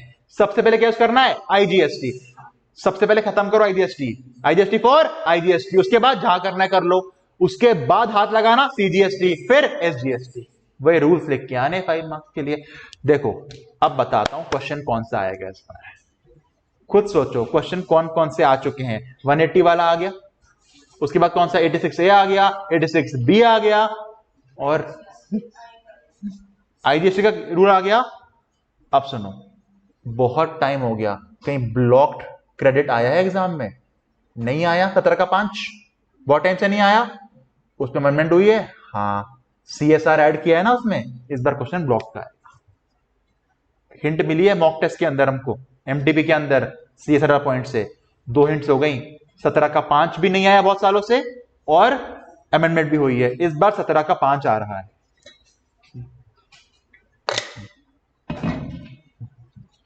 यानी कि ऐसा क्वेश्चन, ऐसा क्वेश्चन एग्जाम में आ रहा है इस बार। देखो गारंटी नहीं है भाई, ये हिंट है, पता लगे कल को आ जाओ सर ने बोला था आएगा, मैं कुछ पढ़ के नहीं गया। ऐसे मत करना भाई प्लीज। अरे बच्चे होते हैं, पता है सर आपने इंपॉर्टेंट बताया वही करके जाएंगे हम, तो उसके बाहर कुछ आ गया तो आपकी जिम्मेदारी है। क्यों भाई? चलो आप करते, चलो आ जाओ। Goods used in constructing an additional floor of building. याद करो ब्लॉक क्रेडिट कंस्ट्रक्शन वाला, वर्क्स कॉन्ट्रैक्ट हो या प्योर कंस्ट्रक्शन हो, अगर रेवेन्यू नेचर का है आईटीसी मिलता है, कैपिटल नेचर का है तो नहीं मिलता, पर अगर प्लांट एंड मशीनरी है तो मिल जाता है। ये बिल्डिंग बनाई है, कहीं बोला है रेवेन्यू है? नहीं, क्या मानेंगे? कैपिटल। आईटीसी मिलेगा क्या? नहीं। 17 सबसेक्शन 5 ब्लॉक। समझ आया?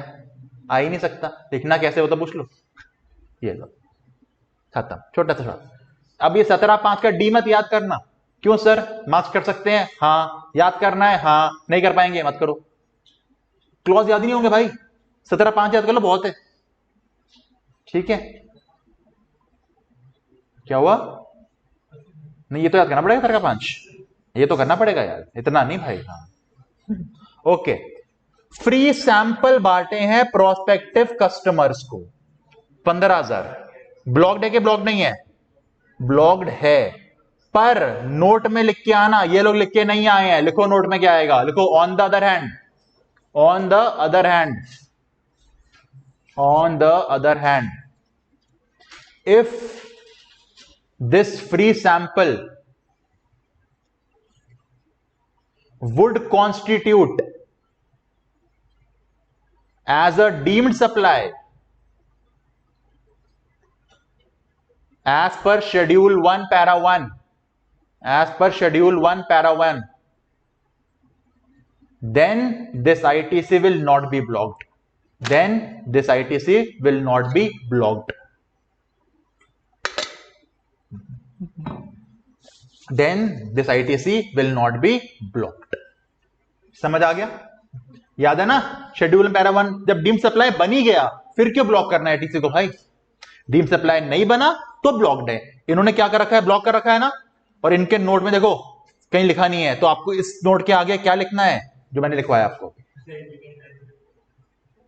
क्या हुआ, नहीं लिखा क्या तुमने? समझ आ गया? तो पता है क्यों बोल रहा हूं, क्योंकि आपको नहीं पता मार्किंग स्कीम में क्या ले रखा उन लोगों ने। हो सकता है मार्किंग स्कीम बोले डीम सप्लाई है। पॉइंट समझ आ गया? पक्का? चलो आगे चलो।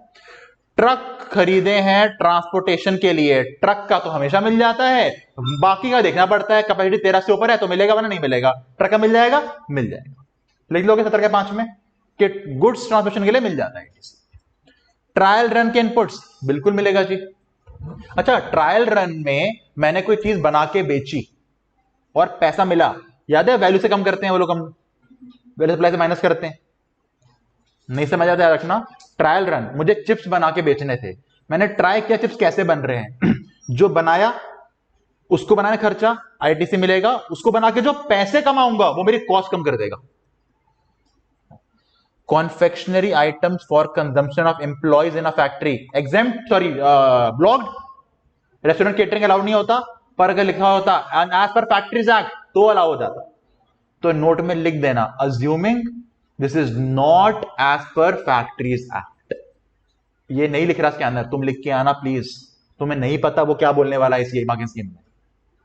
लास्ट पॉइंट, हाँ 1948 होता है।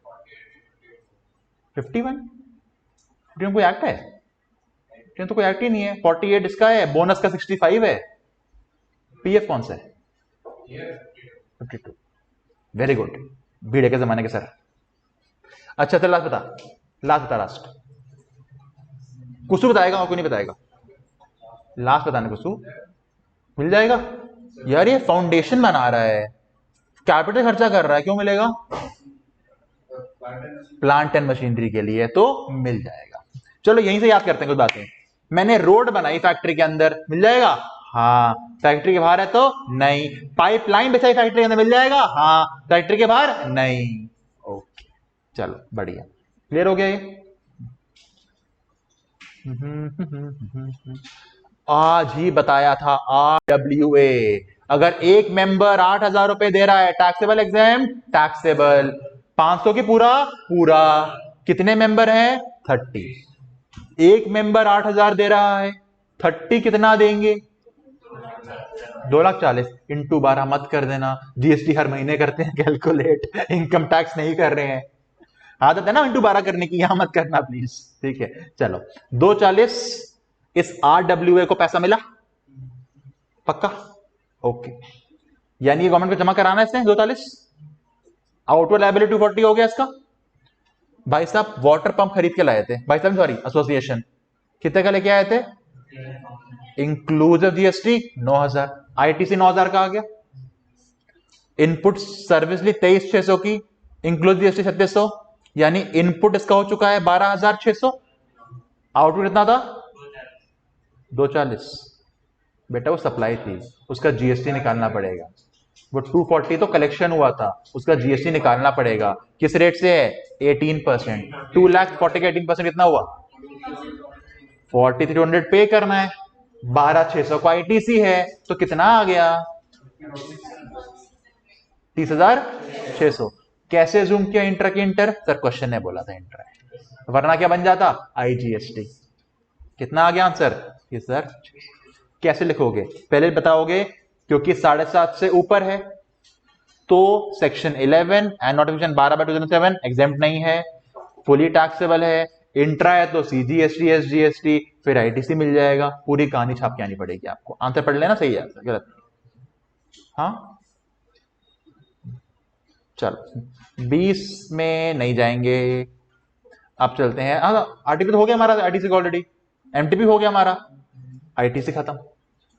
Next chapter. थको मत बेटा, तुम्हें कल फ्री करना है मैंने। कौन सा कर रहा हूं? चलो जो पहले मिल जाए। इनवॉइस मिल गया, पहले आ जाओ। इनवॉइस मिल गया, आ जाओ। गाली दे रही ना तू? क्या बोल रही है?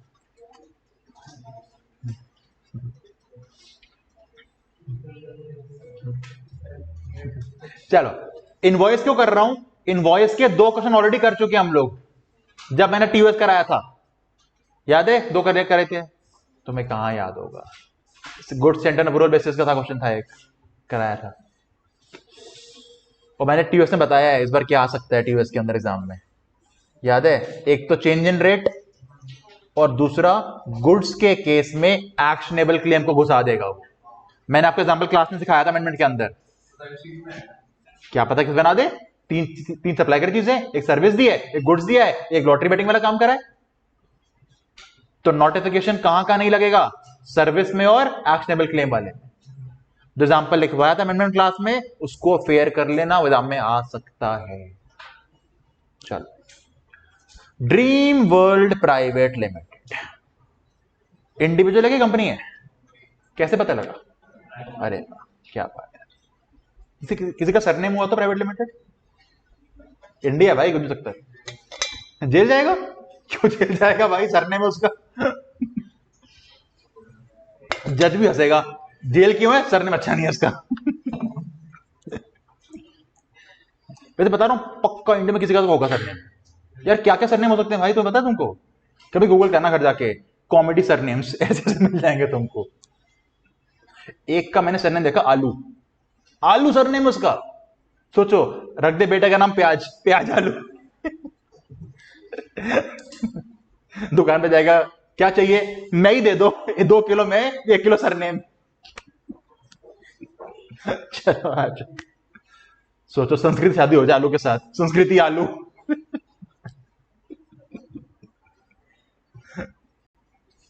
उसको तो लड़के रिजेक्ट कर देती होंगी, तेरा सरनेम अच्छा नहीं है, सॉरी।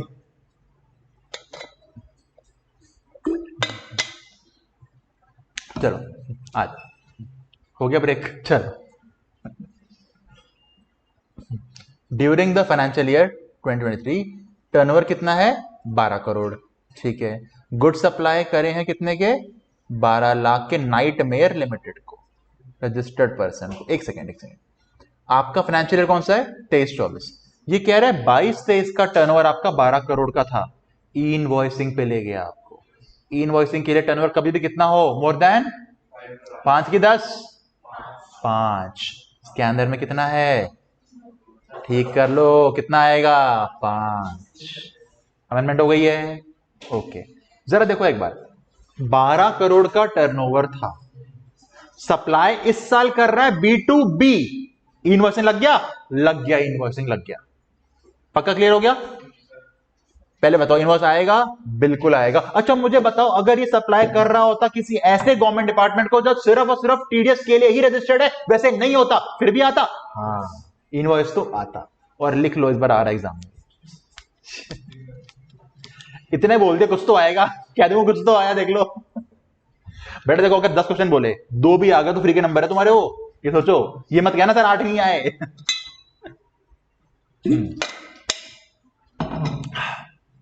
डन। अब देखो इंस्टीट्यूट कैसा गेम खेला तुम्हारे साथ। देखो देखो देखो देखो देखो, इंस्टीट्यूट ने क्या गेम खेली तुम्हारे साथ। क्या आपका आंसर बदलेगा अगर आप एसईजी को सप्लाई कर रहे हो? आंसर है नहीं बदलेगा। एसईजी वाला इनवॉइस नहीं काटता, पर एसईजी को सप्लाई कर रहे हो तो आएगा इनवॉइस भाई। एग्जेम्पशन किसको है इनवॉइस काटने से? Government department, insurance company, banking company, movie hall वाले और एसईजी यूनिट्स। यहां यूनिट वाला नहीं काट रहा है invoice, dream private limited SEG को सप्लाई कर रही है। ड्रीम वर्ड पे लगेगा एसईजी, सॉरी इनवॉइसिंग। हाँ, थैंक यू।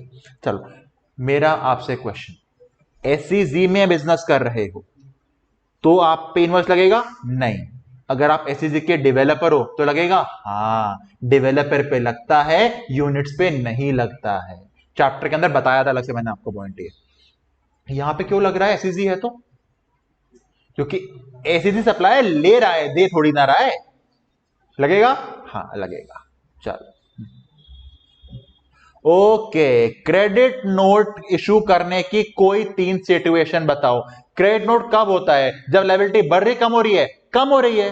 देखो क्या हो सकता है, मैंने पैसे ज्यादा चार्ज कर लिए तो क्या इशू करना पड़ेगा? Credit note. मैंने जीएसटी लगा दिया 18%, लगना चाहिए था 12%, क्या देना पड़ेगा? Credit note. मेरा सामान मुझ तक वापस आ गया, गुड्स रिटर्न हो गए, क्या बनेगा? क्रेडिट। हो गए 3 केस। क्रेडिट नोट में गवर्नमेंट का फायदा कि नुकसान है? नुकसान है, लायबिलिटी कम हो रही है, तो याद है इसमें आईटीसी का रिवर्सल करना पड़ता है। और वो छोड़ो, क्रेडिट नोट इशू करने की लास्ट डेट होती है फाइनेंशियल ईयर के बाद वाले एनुअल रिटर्न और 30 नवंबर व्हिचएवर इज अर्लियर। याद है? डेबिट नोट बताना क्या होता है? जब वैल्यू कम चार्ज कर ली, ज्यादा चार्ज करनी है, रेट कम लगा दिया, ज्यादा लगाना है। और डेबिट नोट में गवर्नमेंट का फायदा नुकसान है? फायदा। तो डेबिट नोट करने की कोई डेट नहीं होती है। याद आया?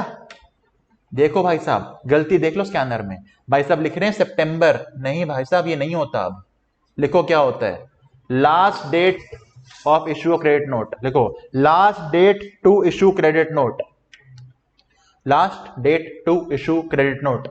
देखो बड़ी साइड लेता स्कैनर की, मेरी साइड लिया कर कभी तो कभी नहीं लेता साइड अब तक। हाँ चलो देखो, the date of filing of annual return, the date of filing of annual return और 30th November following the end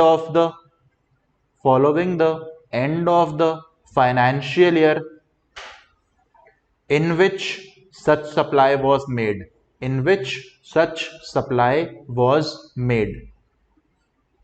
comma whichever is earlier, ये डेट होती है क्रेडिट नोट की। यहीं पे लिख लो, आप क्या याद रहे लिख दो, हाउएवर, नेक्स्ट लाइन लिखना, however there is no time limit to declare a debit note, in the GST return, done. तो क्रेडिट नोट की लास्ट डेट क्या होती है? 30 नवंबर। अगर मंथ में बोलूं तो अक्टूबर की रिटर्न, क्योंकि अक्टूबर रिटर्न कब जाती होगी? 20 नवंबर को। तो मंथ की बात करें तो अक्टूबर महीने की रिटर्न, डेट की बात करें तो 30 नवंबर। याद रखना, क्लियर है जी? चलो ये भी हो गया, ये तो हमने कर ही लिया। टीओएस करते करते क्वेश्चन सॉल्व। घूर रहे हो, करा तो था, हेलो, परसों ही किया था भाई, ऐसे घूरा मत करो प्लीज। इनवॉइसिंग क्या होता है? बुक से याद कर लेना डेफिनेशन। लिमिट कितनी है अब? 5 करोड़। बहुत बढ़िया। हाँ सुनो सुनो सुनो, A B C cinema hall को इनवॉइसिंग लगती नहीं लगती? नहीं लगती।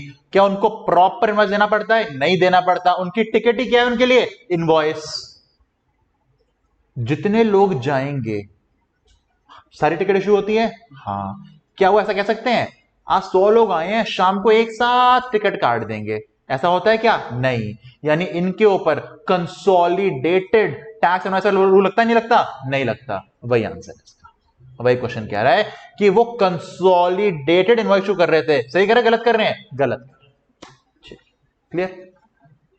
ठीक है, ये लो भाई। हाँ, ये बढ़िया क्वेश्चन है। आप मुझे बताना डेबिट नोट आएगा या क्रेडिट नोट आएगा, जिससे पूछूंगा वो बताएगा और कोई नहीं बताएगा। पहला आंसर चाहिए मुझे ऑल इंडिया रैंक 1 निष्ठा से। निष्ठा जी चलो। हाँ, वैल्यू ऑफ सप्लाई चार्ज करी थी इनवॉइस में 2.5 लाख, बाद में पता लगा 230 है। क्या जाएगा, डीसी की आरसी? नहीं, डीसी की सीसी। सॉरी क्या बोल रहा हूं मैं? डेबिट नोट डीएन या सीएन? हाँ हाँ भाई, क्रेडिट नोट। क्यों? ज्यादा ले लिया, कम है, यानी यहां पे लास्ट डेट है ना? हाँ, अगर ये 2019 महीने की बात कर रहा है तो लास्ट डेट बताना, लास्ट डेट क्या होगी? 30 नवंबर 2019 बेटा, साल शुरू हो चुका है 19। और AR which ever is earlier. पक्का? ओके। AIR2 कृति 32 चार्ज किया, 68 चार्ज करना था। डेबिट नोट लास्ट डेट क्या होती है? कोई डेबिट नहीं। ओके। AIR3 वेदिका जी वैल्यू चार्ज करी 320, करनी चाहिए थी 420। डेबिट नोट लास्ट डेट क्या है? कोई नहीं। हो गया जी, वेरी गुड, क्वेश्चन ही हो गया सॉल्व। और पीछे जाने जरूरत है क्या? ना छोड़ो, ये वैसे ही क्या है, कंसाइनमेंट नोट याद है? जीटीए के ऊपर भी नहीं लगते इनवॉइस की डिटेल्स, पर जीटीएल से क्या बताता है? किसने भेजा, किसको भेजा, कौन टैक्स पे करेगा, ट्रक में सामान कितना है, पीओएस क्या है, और कितने किलो का सामान। खत्म। 19 तक क्वेश्चन हो गए इनवॉइसिंग के भी। आरटीपी तो हम कर ही चुके हैं कवर ऑलरेडी, नया नहीं करी हमने कवर इसके भी। क्वेश्चन है कोई बताना कौन सा है? हाँ, इनवॉइस का है, इनवॉइस याद आ गया, इनवॉइस क्वेश्चन है इनवॉइस का। वेरी गुड, थैंक यू भाई खुशू, तुमने याद दिला दिया। ये तो रजिस्ट्रेशन का है। आरटीपी मॉक में है क्या क्वेश्चन? आरटीपी क्वेश्चन था इनवॉइसिंग का, मुझे याद आ रहा है। ये रहा। Aggregate turnover Mangal and company का 22-23 में 8 करोड़ है। लगे इनवॉइसिंग? लगेगा। किसको नहीं लगता? गवर्नमेंट डिपार्टमेंट इशू कर रहा है, एसईसी में कर रहे हो, insurance company, banking company, cinema hall, GTA वगैरह। ठीक है, कर लोगे आंसर। इनवॉइसिंग 8 करोड़ आ सकता है, पर ये पता है क्या बनाएंगे? ये कहेंगे इशू किया है टू अ गवर्नमेंट डिपार्टमेंट जो टीडीएस काटने के लिए है, तो भी करना पड़ेगा। हाँ, करना पड़ेगा। अभी और करेंगे बेटा, जान ही रहे तुम लोग अभी तक, अभी पन्ना बैठा हमारे पास। लास्ट चैप्टर रजिस्ट्रेशन करते हैं चलो आज। चुटकियों में जाएगा, चुटकियों में, है ही नहीं।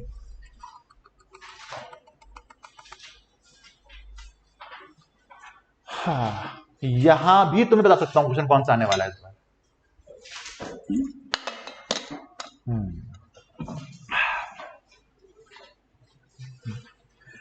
Explain the procedure for revocation of cancellation of registration where it is cancelled suo moto by the PO। पहले मुझे बताओ, suo moto PO कब काट सकता है या कैंसिल कर सकता है? याद करो, आपने फ्रॉड से लिया हो रजिस्ट्रेशन, एंटी प्रॉफिटेरिंग कर रखा हो, जो प्लेस बोला था काम ना कर रहे हो। आ जाओ मेन पॉइंट पे आ जाओ। कॉम्पो वाले बंदे ने 3 महीने फाइल नहीं किया, मंथली बंदे ने 6 महीने फाइल नहीं किया, क्यूआरएमपी ने 2 क्वार्टर फाइल नहीं किया, हो जाता cancel. Rule 10A bank account वाला मत भूल जाना। और सिस्टम अपने आप कर सकता है 88C 88D। सी याद है? हाँ, वो 10A है, वो 10A है। 88C जीएसटी वन में दिखा रहे हो ज्यादा, 3B में है कम। 88D तुम्हारे वन में डिफरेंस बहुत ज्यादा है तुम्हारे सप्लायर के वन से, सब कर चुके अमेंडमेंट्स के अंदर। इस वजह से ऑटोमेटिक क्या हो सकता है? कैंसिलेशन। रेवोक करा सकते हो, हाँ। 30 है क्या? नहीं, कितना है? 90 अमेंडमेंट हुई है, 90। एक्सटेंड करा सकते हो, हाँ, फर्दर 90 डेज और टोटल 180। याद आ गया? एग्जाम में आ सकता है, आ सकता है शायद, नॉट श्योर इसके लिए। आ जाओ। हाँ, ये वाला क्वेश्चन। अच्छा आ जाओ। नी क्या नाम है? नेसामनी। यार नागमणि सुना था, नेसामनी क्या होता है? खैर, बिजनेस कर रही है फेब वाले महीने में। हमें बताना है, क्या बताना है? बहना दो भाई, क्या बताना है? निकालना है एग्रीगेट टर्नओवर और बताना है जीएसटी मिलेगा। अगर जीएसटी में रजिस्ट्रेशन लेना जरूरी है या नहीं जरूरी, आओ चेक कर लेते हैं। आउटवर्ड सप्लाई पेट्रोल की बेची है, टर्नओवर में आती है? नहीं आती? आती है। टर्नओवर में सब आता है। आगे टर्नओवर में सब आता है, all taxable supply, exempt supply, non taxable, यहां तक कि जीएसटी के अलावा और कोई टैक्स भी आ जाएगा, क्योंकि म्यूनिसिपल टैक्स पे किया है तो मेरी वैल्यू में ऐड हुआ होगा वो, याद है ना? जीएसटी के सारे टैक्सेस भी आते हैं। नहीं है बताया कुशल? कुछ तो नहीं समझ आया क्या बोला मैंने? हाँ तो देखो, मुझे बताओ, मैंने घर किराए पे चढ़ाया, म्यूनिसिपल टैक्स भी मैंने किराएदार से ले लिया, ऐड करते हैं वैल्यू के अंदर, यानी मेरा टर्नओवर सिर्फ रेंट का नहीं हुआ, टैक्स का भी हो गया। हाँ, जीएसटी के अलावा और कोई टैक्स होगा वो भी टर्नओवर में आएगा। हाँ तो मैं जीएसटी कहां ले रहा हूं? मैं तो म्यूनिसिपल टैक्स ले रहा हूं ना। हाँ, CGST, SGST, UTGST, compensation cess, इनके अलावा कोई भी और टैक्स है वो टर्नओवर में आता है। आगे समझ? चलो, ये पहला तो आएगा। ट्रांसफर एग्जेम्प्ट सामान का किया है, स्टॉक ट्रांसफर आएगा? बिल्कुल आएगा। आउटवर्ड सप्लाई करी है उत्तर प्रदेश में, आएगा? बिल्कुल आएगा। आउटवर्ड सप्लाई जिस पे रिवर्स चार्ज का टैक्स है, हमें क्या फर्क पड़ता है, मेरे टर्नओवर तो है, ये भी आएगा। इनवर्ड सप्लाईज ये नहीं आएगा। कितना होगा टोटल बताना? 4 2 6 5 11 6 17 लाख। जीएसटी रजिस्ट्रेशन कराना मैंडेटरी है या नहीं है? उड़ीसा की बात कर रहे हो, आंसर नहीं पढ़ना, आंसर नहीं पढ़ना, बताओ है या नहीं है? है या नहीं है? जल्दी बोलो, है या नहीं है? क्यों नहीं है? 20 लाख से कम है।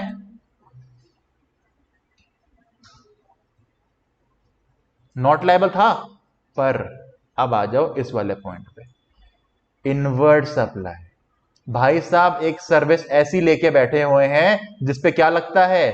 Reverse charge. ये 2 लाख इसका टर्नओवर तो नहीं है, पर पे करने के लिए क्या कराना पड़ेगा इसको? जीएसटी का रजिस्ट्रेशन। सेक्शन 22 से बच गया, 24 में फंस गया। समझ आ गया? ट्रिक था ये क्वेश्चन के अंदर। कर लोगे आंसर? श्योर ना? ठीक, कराना पड़ेगा सेशन, कराना पड़ेगा, बिकॉज ऑफ सेक्शन नंबर 22 24। ये लो, कोई 5 ऐसे केस बताओ जहां पीओ अपने आप कैंसिल कर सकता है। अभी तो बताया तुमको केसेस, कर लेना अपने आप। अच्छा, टैक्सेबल सप्लाई सारी की सारी इंट्रा स्टेट हमें निकालना है, कराएगा सेशन या नहीं कराएगा। ओके, मध्य प्रदेश, एक मिनट, मध्य प्रदेश 10 20 40 गुड्स की बात कर रहा है ना, 40 की लिमिट है।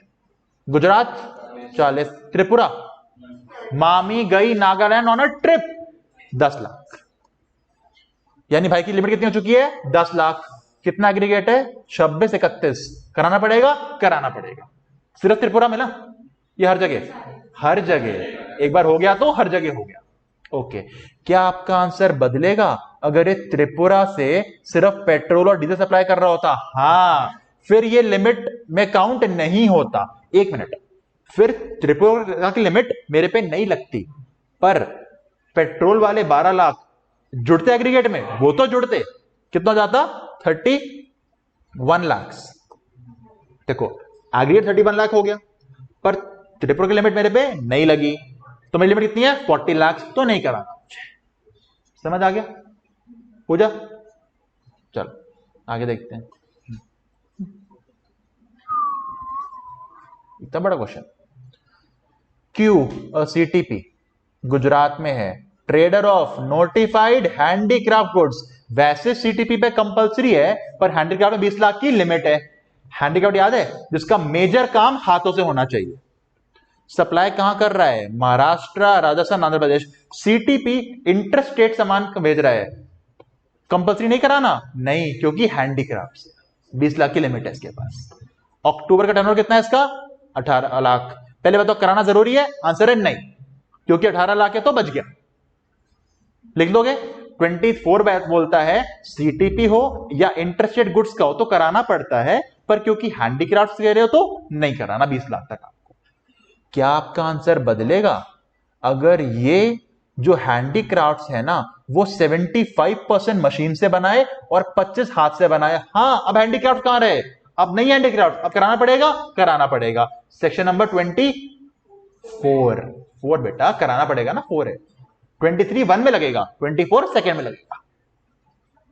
ठीक है, ये क्वेश्चन मजे वाला क्वेश्चन, लास्ट क्वेश्चन है चिंता लास्ट।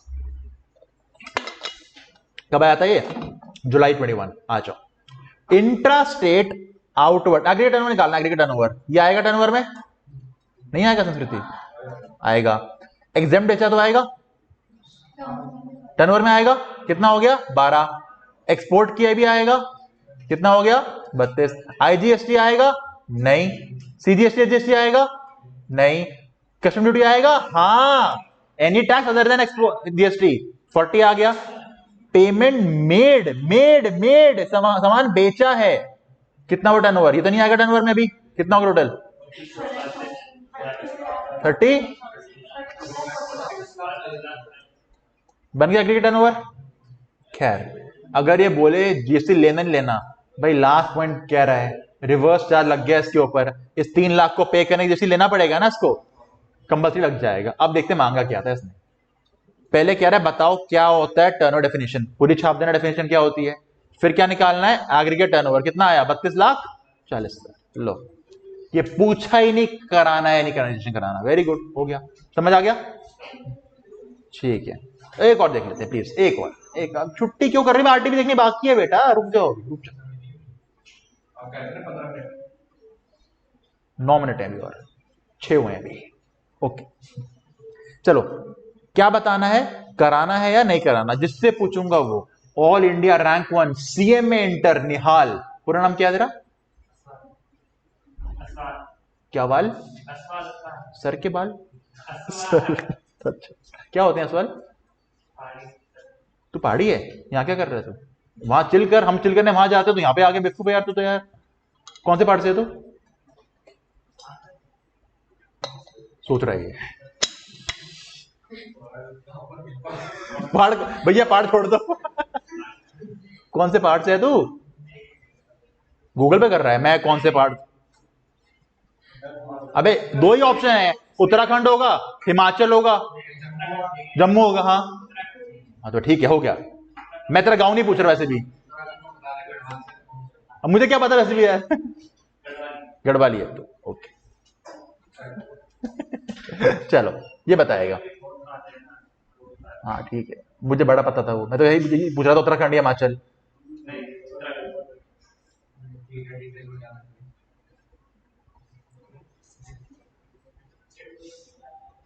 नहीं कर लो, फोन में फोन ही आता है बेटा, फोन से और कुछ तो निकलेगा नहीं। चलो, कृष्णा ऑफ हिमाचल प्रदेश, 1 मिनट। हिमाचल प्रदेश 10 में 20 में 40 40। हिमांशी जा असम की चाय ला, लिमिट 40। जी होगा तो 40, एस होगा तो 20, G plus S 20। Intra state suits बेचती है, लिमिट कितनी चल रही है? 40। Turnover in the current year कितना है? 25 लाख। कोई दिक्कत नहीं थी यहां तक। 2 शोरूम है, एक मणिपुर, मामी गई मणिपुर, लिमिट कितनी हो गई? 10 लाख। एक है सिक्किम, 10 में फंस चुका भाई ऑलरेडी है, 10 में फंस चुका है। टर्नओवर 15 और 18, 25 15 40 58। कहां कहां कराना पड़ेगा? तीनों जगह, क्योंकि लिमिट कितनी है इसके बाद? 10 लाख। समझ आ गया। अगला, अंकित ऑफ तेलंगाना। याद करो, अरुण ने मेगा को सिक्किम के ट्री से चेरी खिलाई, गाना गाया, लिमिट 20, जी पे 20, एस पे 20, दोनों पे 20। इंट्रा स्टेट फुटवेयर बेच रहा है, 25 का टर्नओवर कराना पड़ेगा? कराना पड़ेगा। ओके। आकाश उत्तर प्रदेश 40 की लिमिट है। इंट्रा स्टेट पान मसाला बेच रहा है, 30 लाख का टर्नओवर। सही चीज बेचता ना तो लिमिट 40 की थी, पर पान मसाला में 20। पान मसाला एडिबल आइस वगैरह लिमिट 20 की होती है। कराना पड़ेगा? कराना पड़ेगा। ओके जी, करा लेगा। ये फिर आ गया, पीओ खुद से कब कैंसिल कर सकता है? वही पॉइंट से रिटर्न नहीं फाइल करी वगैरह वगैरह वगैरह। ठीक, चलो एक काम करते हैं, आरटीपी आ जाते हैं, बहुत क्वेश्चन देख लिया इसके हमने। आ जाओ आरटीपी, कहां है आरटीपी? आजा आरटीपी। पहले मॉक ढूंढ लेते हैं, क्या पता मॉक मिल जाए कुछ। मॉक में मिल गया थर्ड का ये। बताना कराना है या नहीं कराना रजिस्ट्रेशन, ठीक है। चलो ये बताएगा सत्या। सत्या, ओम साई बिल्डर्स कहां पे है? Rohini, thank you. Intra state supply कर रहा है बिल्डिंग ब्रिक्स। कहां पड़ा है बिल्डिंग ब्रिक्स? ये वो 20 लाख वाली लिमिट है, ये pan masala, edible ice, fire ice, building bricks. Delhi में कुछ और काम करता ना तो लिमिट 40 की थी, अब 23 का काम किया, मतलब कराना पड़ेगा। सेक्शन कौन सा लगा इसके ऊपर? 22। ठीक है। हुकुम चंद हिमाचल, हिमांशी जा चाय ला 40। इंट्रा स्टेट जूते बेच रही है, लिमिट कितनी है? 32 लाख। नागालैंड आ गया, 10 की लिमिट। कराना पड़ेगा दोनों पे? हाँ, दोनों जगह। हाँ, ये भी क्वेश्चन इसके अंदर में एंड था, ये भी हो गया। आरटीपी में कुछ रहता है क्या हमारा? आरटीपी रहता है कुछ भाई? ये हो गया ना, ये भी हो गया, ये रहता है कुछ नहीं, कर लेते हैं चलो। वैसे तो अच्छा क्वेश्चन बताना किसका मुझे, चलो हैप्पी वाला। लास्ट क्वेश्चन है ना, तो मैं हैप्पी करके भेजता हूं लास्ट क्वेश्चन। चलो last question. Happy constructions limited registered builder, किस स्टेट में? कर्नाटका में। भाई को परमिशन मिली कितने फ्लोर बनाने की? 5 floor. From the project of one of Aditya construction company a neighbouring house and project. हम किसकी बात कर रहे हैं वैसे यहां पे? हैप्पी की। हैप्पी को बोला 5 फ्लोर बना लो, उसका कोई पड़ोसी आदित्य कंस्ट्रक्शन कंपनी हैप्पी के पास आया और बोला भाई तू अगर 5 फ्लोर बनाएगा ना, हमारी सनलाइट ब्लॉक हो रही है, तो एक काम कर 3 ही फ्लोर बना। कितने बना? 3 फ्लोर। इसके बदले हम तेरे को 20 लाख का क्या देंगे? कॉम्पनसेशन। शेड्यूल 2 याद करो। अग्रीइंग टू, रिफ्रेनिंग फ्रॉम या tolerating any act is considered supply of service. और कंसिडरेशन में 20 लाख क्या बन जाएगा? फोरबियरेंस। याद आ रहा है? 20 लाख मिल गया मुझे कॉम्पनसेशन। हैप्पी मान गया, कह रहा लाओ 20 लाख, बिना कुछ करे 20 लाख मिल रहे हैं भाई। समझ आ रहा है? पहली बात तो 20 लाख सप्लाई सर्विस है, हाँ। कंसिडरेशन है, हाँ। जीएसटी आएगा, हाँ। It may be noted my lord, note करो माय लॉर्ड। आदित्य कह रहा है और पैसा नहीं दूंगा, जो 20 दिया है दे दिया। अच्छा ठीक है, सबसे पहले बताओ इस बीच में जीएसटी आएगा? आएगा। शेड्यूल 2 भी आएगा, कंसिडरेशन बन जाएगा। और अगर टैक्सेबल है, बताओ कितना जीएसटी आएगा? अगर 9% ईच है रेट्स तो कितना आएगा? 9% जीएसटी, 9% जीएसटी मतलब 18%, 18% 18% कितना आएगा जीएसटी? 180 नहीं आएगा। कुछ क्यों? वो कह रहा और पैसा नहीं दूंगा, तो ये जीएसटी अपनी जेब से पे करेगा क्या? नहीं, इंक्लूसिव मानेगा इसको। क्वेश्चन क्या बोल रहा है? वो और पैसा देने को तैयार नहीं है। तो अब मुझे 20 लाख मिला, अब मुझे जीएसटी गवर्नमेंट को देना है, तो क्या मानना पड़ेगा? इंक्लूसिव। भाई उसने आपको 20 लाख रुपए दे दिए, जीएसटी तो ये नहीं इसके ऊपर। अगर मैं ये बॉटल किसी को बेचूंगा, मैं दुकानदार से पैसे भी लूंगा, कस्टमर से पैसे भी लूंगा, जीएसटी भी लूंगा। मान लो 1000 रुपए की बॉटल है, 180 का जीएसटी है, मैं कस्टमर से कितना मांगूंगा? 1000 प्लस जीएसटी 1180, 1000 रखूंगा, 180 जमा कर दूंगा। यहां पे उस बिल्डर ने मुझे 20 लाख रुपए दे दिए, इस पे जीएसटी दिया ही नहीं और कह रहा है और नहीं दूंगा, तो मैं क्या मानूंगा इसको? Inclusive. 20 lakh divide by 118% into 18%, कितना निकल के आएगा जीएसटी अमाउंट? 3,05,084। ये बनेगा मेरा जीएसटी अमाउंट। ये हिंट थी कि और पैसा देने को तैयार नहीं है वो। आओ देखते हैं इसका आंसर। क्वेश्चन नंबर क्या था ये?